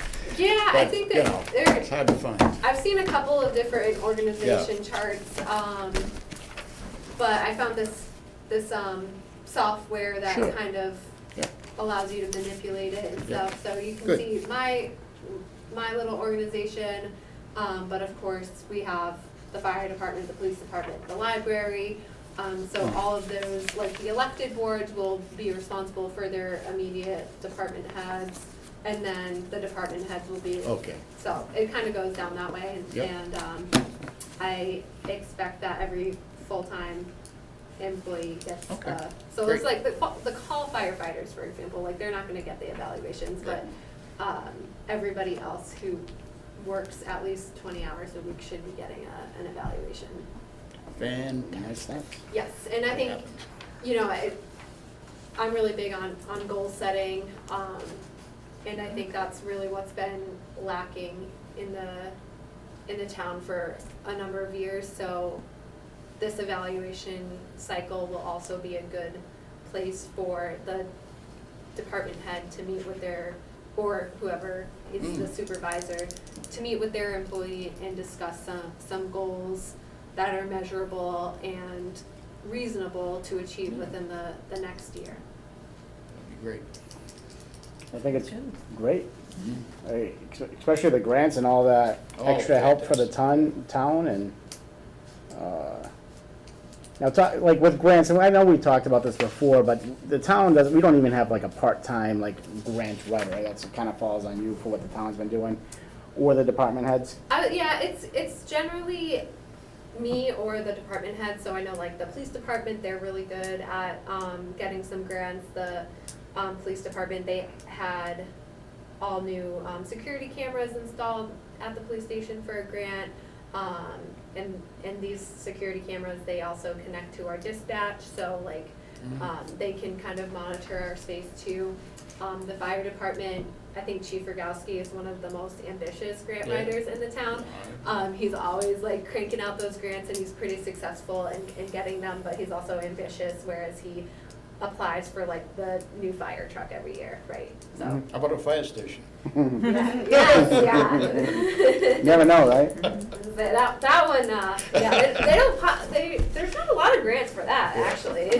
Oh, he does a great job. He does a great job. Yeah, so I think, our department heads, you know, especially if they're, you know, they have a goal and they see a way to get to that goal that isn't necessarily just drawing off of town funds, you know, they're proactive in getting those grants, but I'm always willing to help, you know, like Mary Ann and the planning board or the conservation commission, because like their staff capacity is a lot more limited. So I'm more than willing to help out those departments that don't always have the like staff capacity to do the grant writing themselves. Great. What, I would just, because I was gonna ask, like, what avenue could like someone like the Felton Field Commission go through with, they feel they have a grant they could apply for, but they're struggling with the paperwork? Would they wanna come to you? Yeah, I have, you know, they are included, like I've offered my services, all I ask is for them to typically, like, if they can find the grant for me and they can adequately explain, like, their goal, how they wanna get to that goal, like, I can make the cohesive argument that here's where we wanna get, here's how we wanna get to it, because a lot of times it just comes down to writing skills. Like everybody, you know, you saw the Felton Field Commission tonight, they have no problem talking about their goals and what they wanna see down there, but sometimes it's just not always easy for people to like put that in writing. Yeah, oh, absolutely, yeah. You know, everyone has strengths and weaknesses, and, you know, and he's putting roofs on buildings and stuff, and. Right, which I'm like, you put it on the roof, I'll write the grant, that's fine. Like, I'm not putting on the roof. Great. So we good with select board questions for Jessica and town administrator stuff? All right, any questions on the recent budget worksheets that came out from Jean, the budget expense worksheets? I think I already got the answer from mine. I mean, it does look like the police department's gonna run over, their overtime budget's already kind of maxed out. And I know there's the issue there with, you know, they gotta pay out the police chief, right, through the contract to the Yeah. end of the fiscal. Yeah.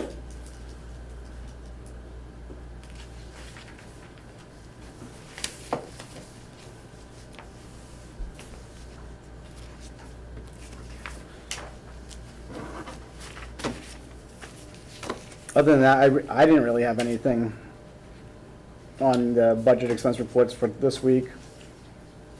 Claire? You good? Okay. Yeah, I'm good. All right, so we will move on to minutes.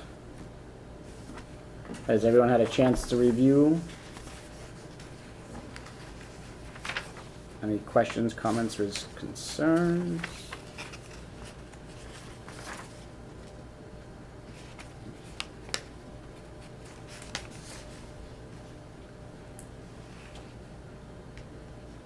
If not, I'll call for a vote on the approval of minutes from February We 1st. probably ought to have a motion first.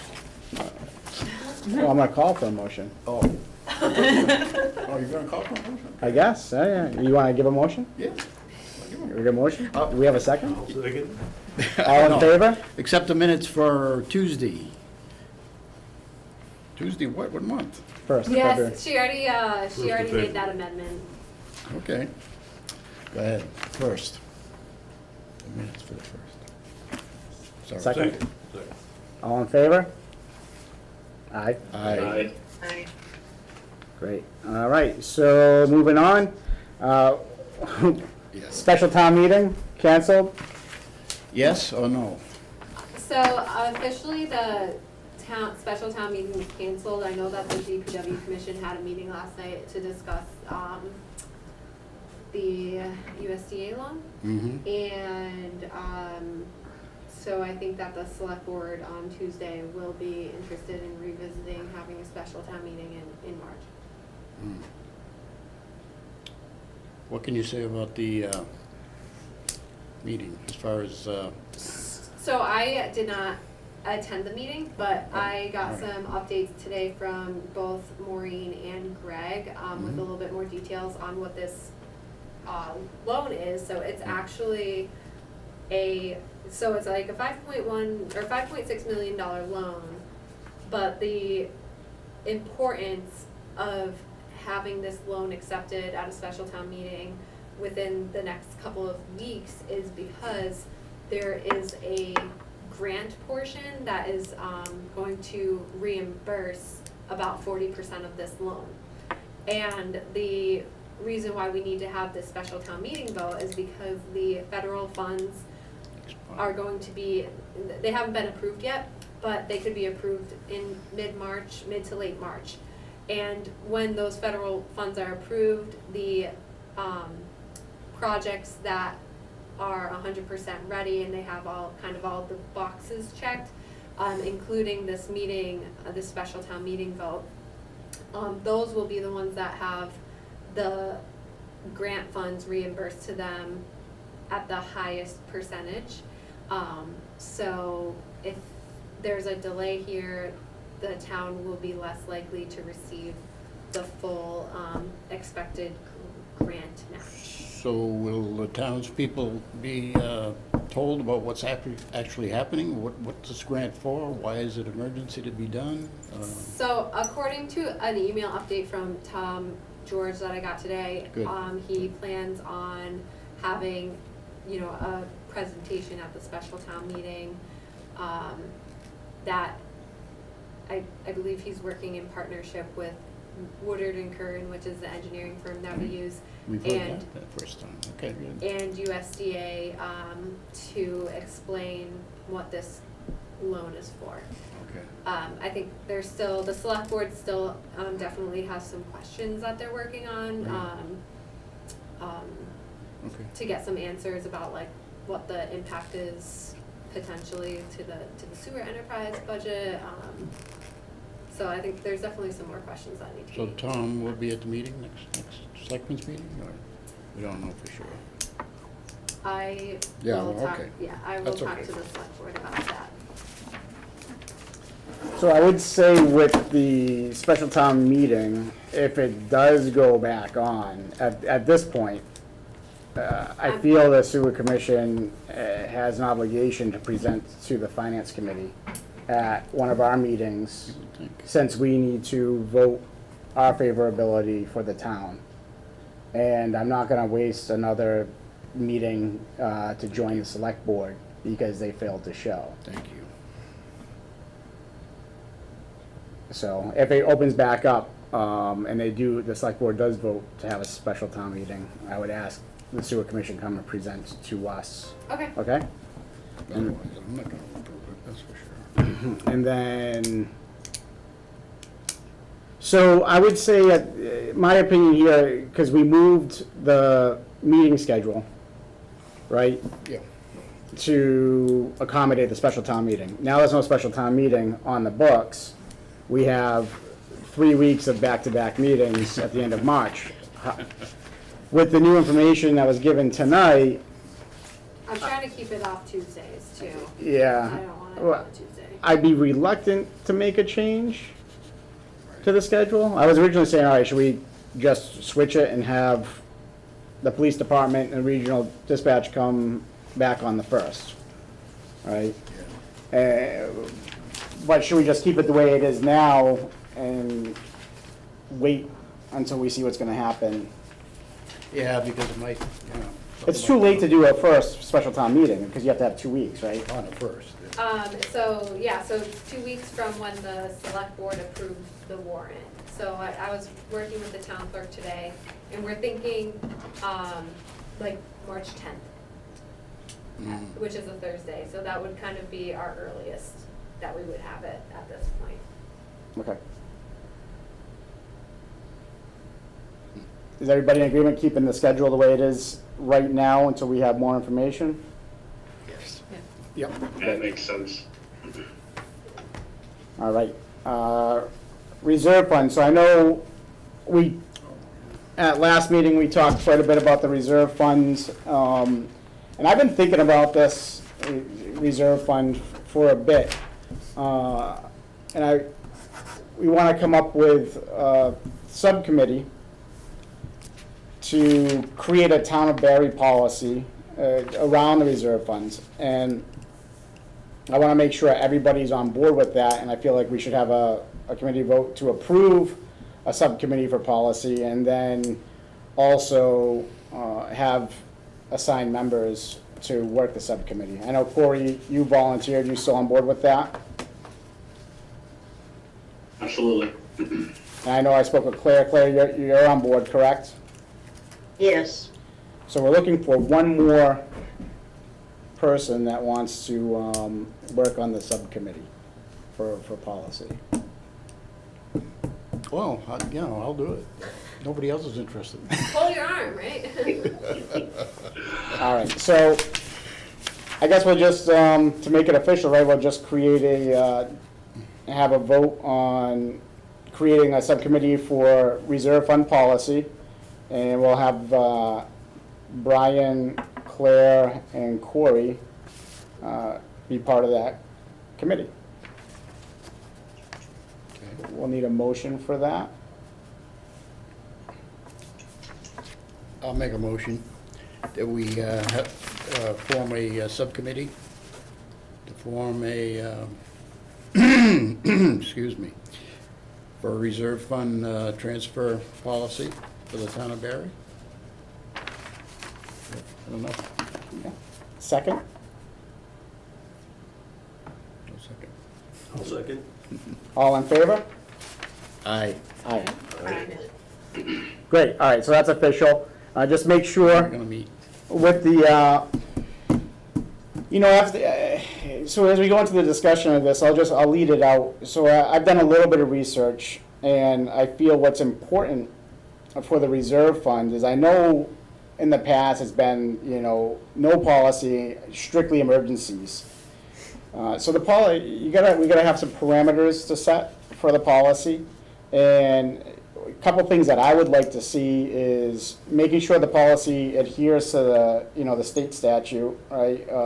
Where it's not just for emergencies, but it's unforeseen expenses. That's kind of the premise we're gonna fill up around. And then also have maybe a cap on what the reserve fund should have into it. I know some towns, what I've seen, have minimums and caps. I don't know if our town needs a minimum, because it could be, I think it's hard to say, okay, you need to have 0.5% of your town's total budget. And, it's a year where the budget's really tight and you just don't have those funds and have a policy that's restrictive. But I feel like there is a cap, like it shouldn't be $200,000, but maybe 1% of the total budget, you know, so that's a parameter that needs to be worked on, would be a cap. I also feel that, you know, the reserve fund should be a tool in the toolbox for the finance committee to keep the budget in order and do their we prevent, you know, the need for a special town meeting on a regular budget item.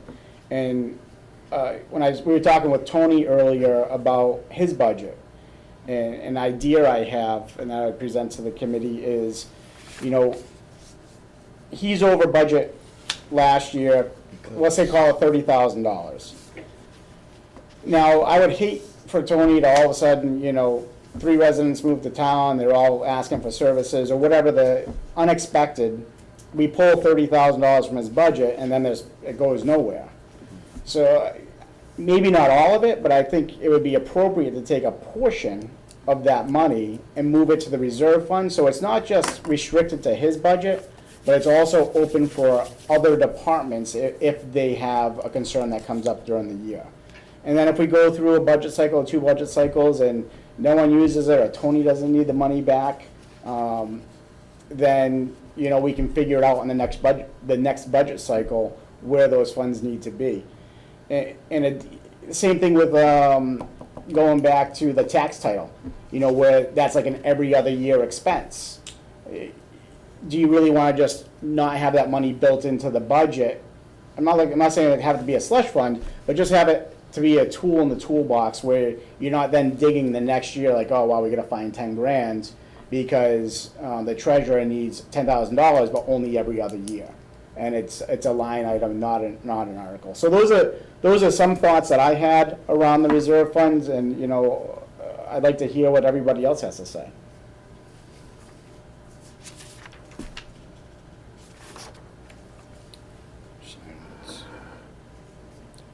So, I mean, the idea is that you're talking about, you're gonna, it's a reserve fund, but you're gonna basically use it to stabilize as well. Well, yeah, I mean, stabilization fund is a reserve fund, essentially, you know, by definition. But just to have a policy, you know, another parameter I like to see is an actual document where, like, you know, the police chief just came in and presented to us, but there was no formal document. We documented the vote on our minutes, but we didn't have, you know, Brian has one here from the town of Shirley. You got that off the internet, right? And I think that's a good place to start. I really don't feel like we need to overcomplicate it, but there needs to be just a basic policy to follow. So requests that do come forward are dealt with appropriately and they meet the criteria. And then it's also documented. Does that answer your question? So just out of curiosity, we come up with a reserve fund policy. We file that somewhere? Yeah, we would file it, you know, on our, I guess we could put a tab on the website under the finance committee and just have a link under the finance committee in the town website. The reason I'm asking is, out of curiosity, I want to do some research and pull some, you know, so, you know, if we file this on our website, it's obviously public knowledge. I could just start looking around at some other towns similar in size to us, see what their policies are. I didn't know if it ends up getting ultimately filed with Galvin's office. I wasn't sure. If that was the case, it would make it a lot easier. I could just request them directly from Galvin's office and go to one place. Now, I think it's more so a town specific. Some towns don't have policies, and they kind of operate the same way we have. If you do, you know, I'm sure what Brian did, just a regular Google search of Massachusetts reserve fund policies, a bunch of them come up. And some of them are very basic, you know, just to cover the basis. And some are a little bit more in depth. You know, I feel like maybe we want to be somewhere for our town and our size, somewhere in between. You know, just something to help guide future committees. So, you know, the reserve fund's part of the conversation if needed. and not just this, it's only here, you know, if a building burns down or something like that, as like a true emergency.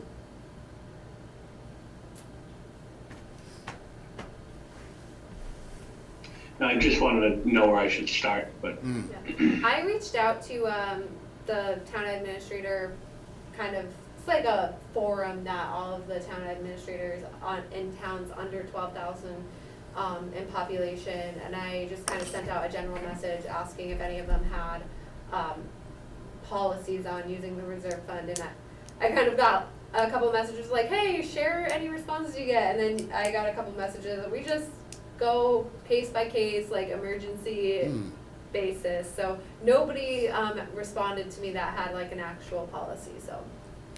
Well, anyone has one. Shirley does.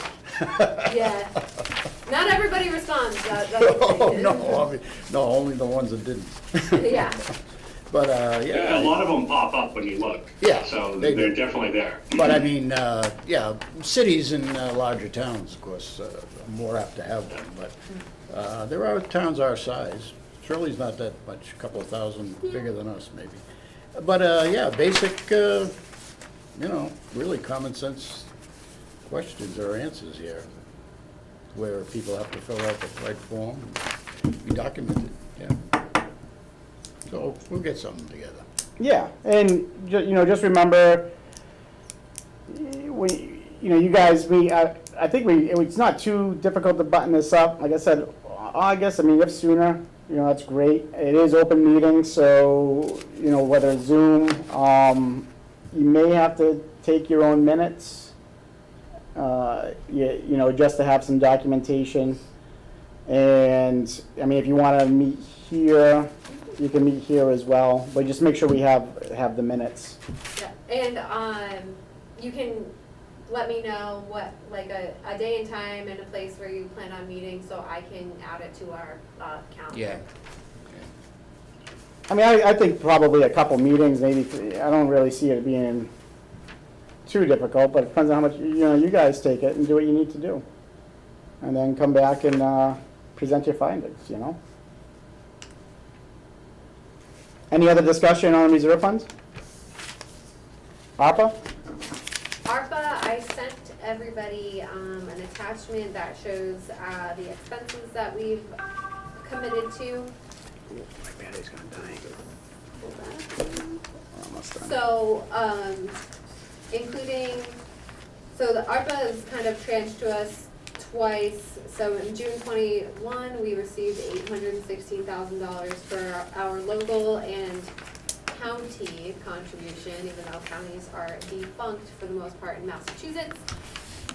So we will expect to see the second round of those funds come this June.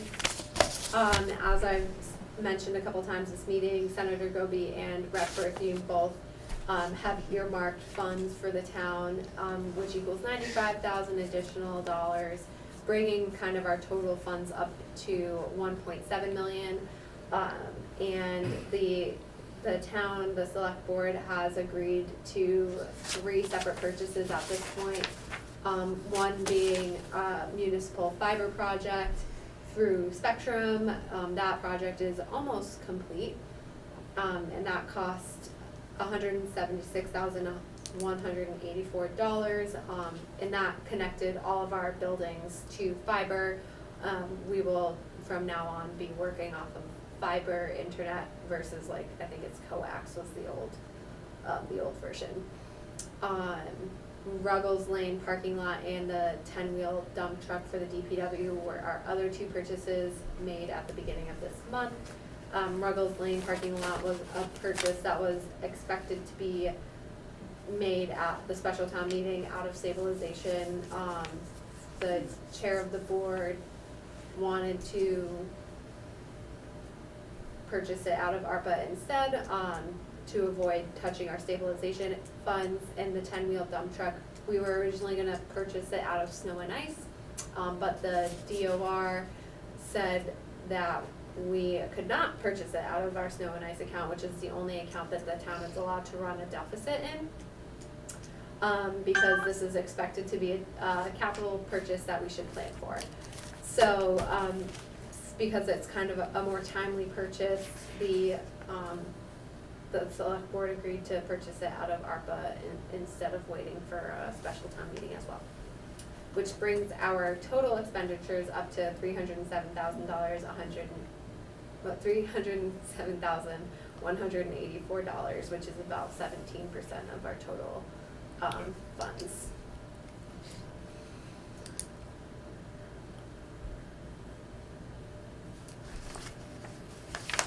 Well, Jessica, you don't expect there to be any question about any of these funds and how we spend them? Or it just, What do you mean? is there any approval process for these other than? So. Will someone question them in the future? So the select board has the power to approve purchases out of ARPA because it's considered a grant. We have discussed, and I have recommended, based off of discussions that I've had, with the finance committee, and also, just knowing how the process goes in an open town meeting form of government, like, this is just so unusual for the select board to have power over so much money, kind of freely. So I've recommended that the board do some kind of either public outreach, public meetings, once we kind of determine what the select board's priorities are, and then, do some public outreach and see, if those priorities kind of jive with like what the public wants to see. I definitely think that we have a great opportunity to do some very public facing like investments, that the public can kind of see what the town is doing with this money. They can, like, I have spoken with Dan about potentially investing in like a playground or open space and recreation and those type of things. So we have a lot that we can do with these funds. There's a lot that like buildings need, a lot that departments need, a lot of kind of delayed maintenance that we can maybe invest some of these funds in. I've suggested maybe like not necessarily using the ARPA funds as just like we have to buy everything out of ARPA. We could always use it as a match or as like a down payment or whatever. We can finagle it so we get kind of the best out of our investment here. Yeah. But you wouldn't want to use it for any recurring expenses? Yeah, You want that's to use my- it for one-time expenses, so you're not building up a big budget that you won't be able to make next year? For sure. That's the number one priority, is not investing in any recurring expenses. Anybody questions on ARPA? All right, we'll move on. General discussion? Questions? Would, sorry. No, go right ahead. On ARPA, would the Felton Field money, could you invest in Felton Field? Absolutely could. That's one of the things, that's why I feel like you do need to have a public input, and I hope the select board heeds advice that's given to them to look at things outside of just, fiber optic and, it's important, infrastructure pieces and stuff like that. But that's my thought, is you want to get a full gamut of what the town's needs are across all facets, not just, I know the police department always needs new police cars, and the fire department always needs new ambulances and fire trucks, and those are important pieces. But those usually are funded somehow through the town within the budget. My opinion is you want to look at, since they opened it up a little bit, something that, at least a piece of it, that the town can appreciate for years to come. That's my thought. Yeah, I've talked to the athletic director at Quabbin, because we were working on, this was several months ago, we were working on thinking about like upgrading the tennis courts and basketball courts that are at Felton Field, because that's where the school plays. So that's even an example of how we could, I know that he's been seeking out some grants for that, but even if the town had to invest something in there, like, tennis courts are something that's enjoyed by far more than just the tennis team, so. And I feel that the Felton Field, that's a deeper conversation overall, not just with Finance Committee, but, you know, the Selectboard and that committee, the Felton Field Commission and other departments to really get a grasp. You know, it's a beautiful property, and it is used by all sorts of sporting teams, you know, events and stuff like that, and figure out what the next step forward is. Yeah, you know, I really don't think you want to have be at odds with them. You know, they're bringing in a limited budget, but it's also a place where, you know, any kid that plays Little League or softball plays through Felton Field, you know. And there's all sorts of events there. So they have a unique situation, you know, I mean, and a dedicated commission. Oh, no question about that. You know, I mean, we can't, the last I looked, there was still quite a few open positions for the election that's coming up, but they all fill Not up? anymore, yeah, the papers had to be pulled by, or had to be filed with the town clerk by yesterday, and I think everything except for one constable position was taken. Well, that's good, good news, good news. Good. Do we have anything else on discussion? You guys covered everything I wanted to talk about. All right. So if there's no other questions, you guys have any questions, Leanne? No? It was a lot, but no. Yeah, it's a lot. Corey had, so just so you know, Corey does, he has a little bit more of a background. I came into this, you know, fairly green, yeah, as you are, so I know where you're at right now. It's just like information overload, and I think I sent you Yeah. enough files to dive into for a year. Anyway, I think that's it, so we'll get a Motion motion. adjourned? Second? All in favor? Aye. Aye. Aye. Great, we'll see you guys in a couple weeks. It's nice to meet you guys.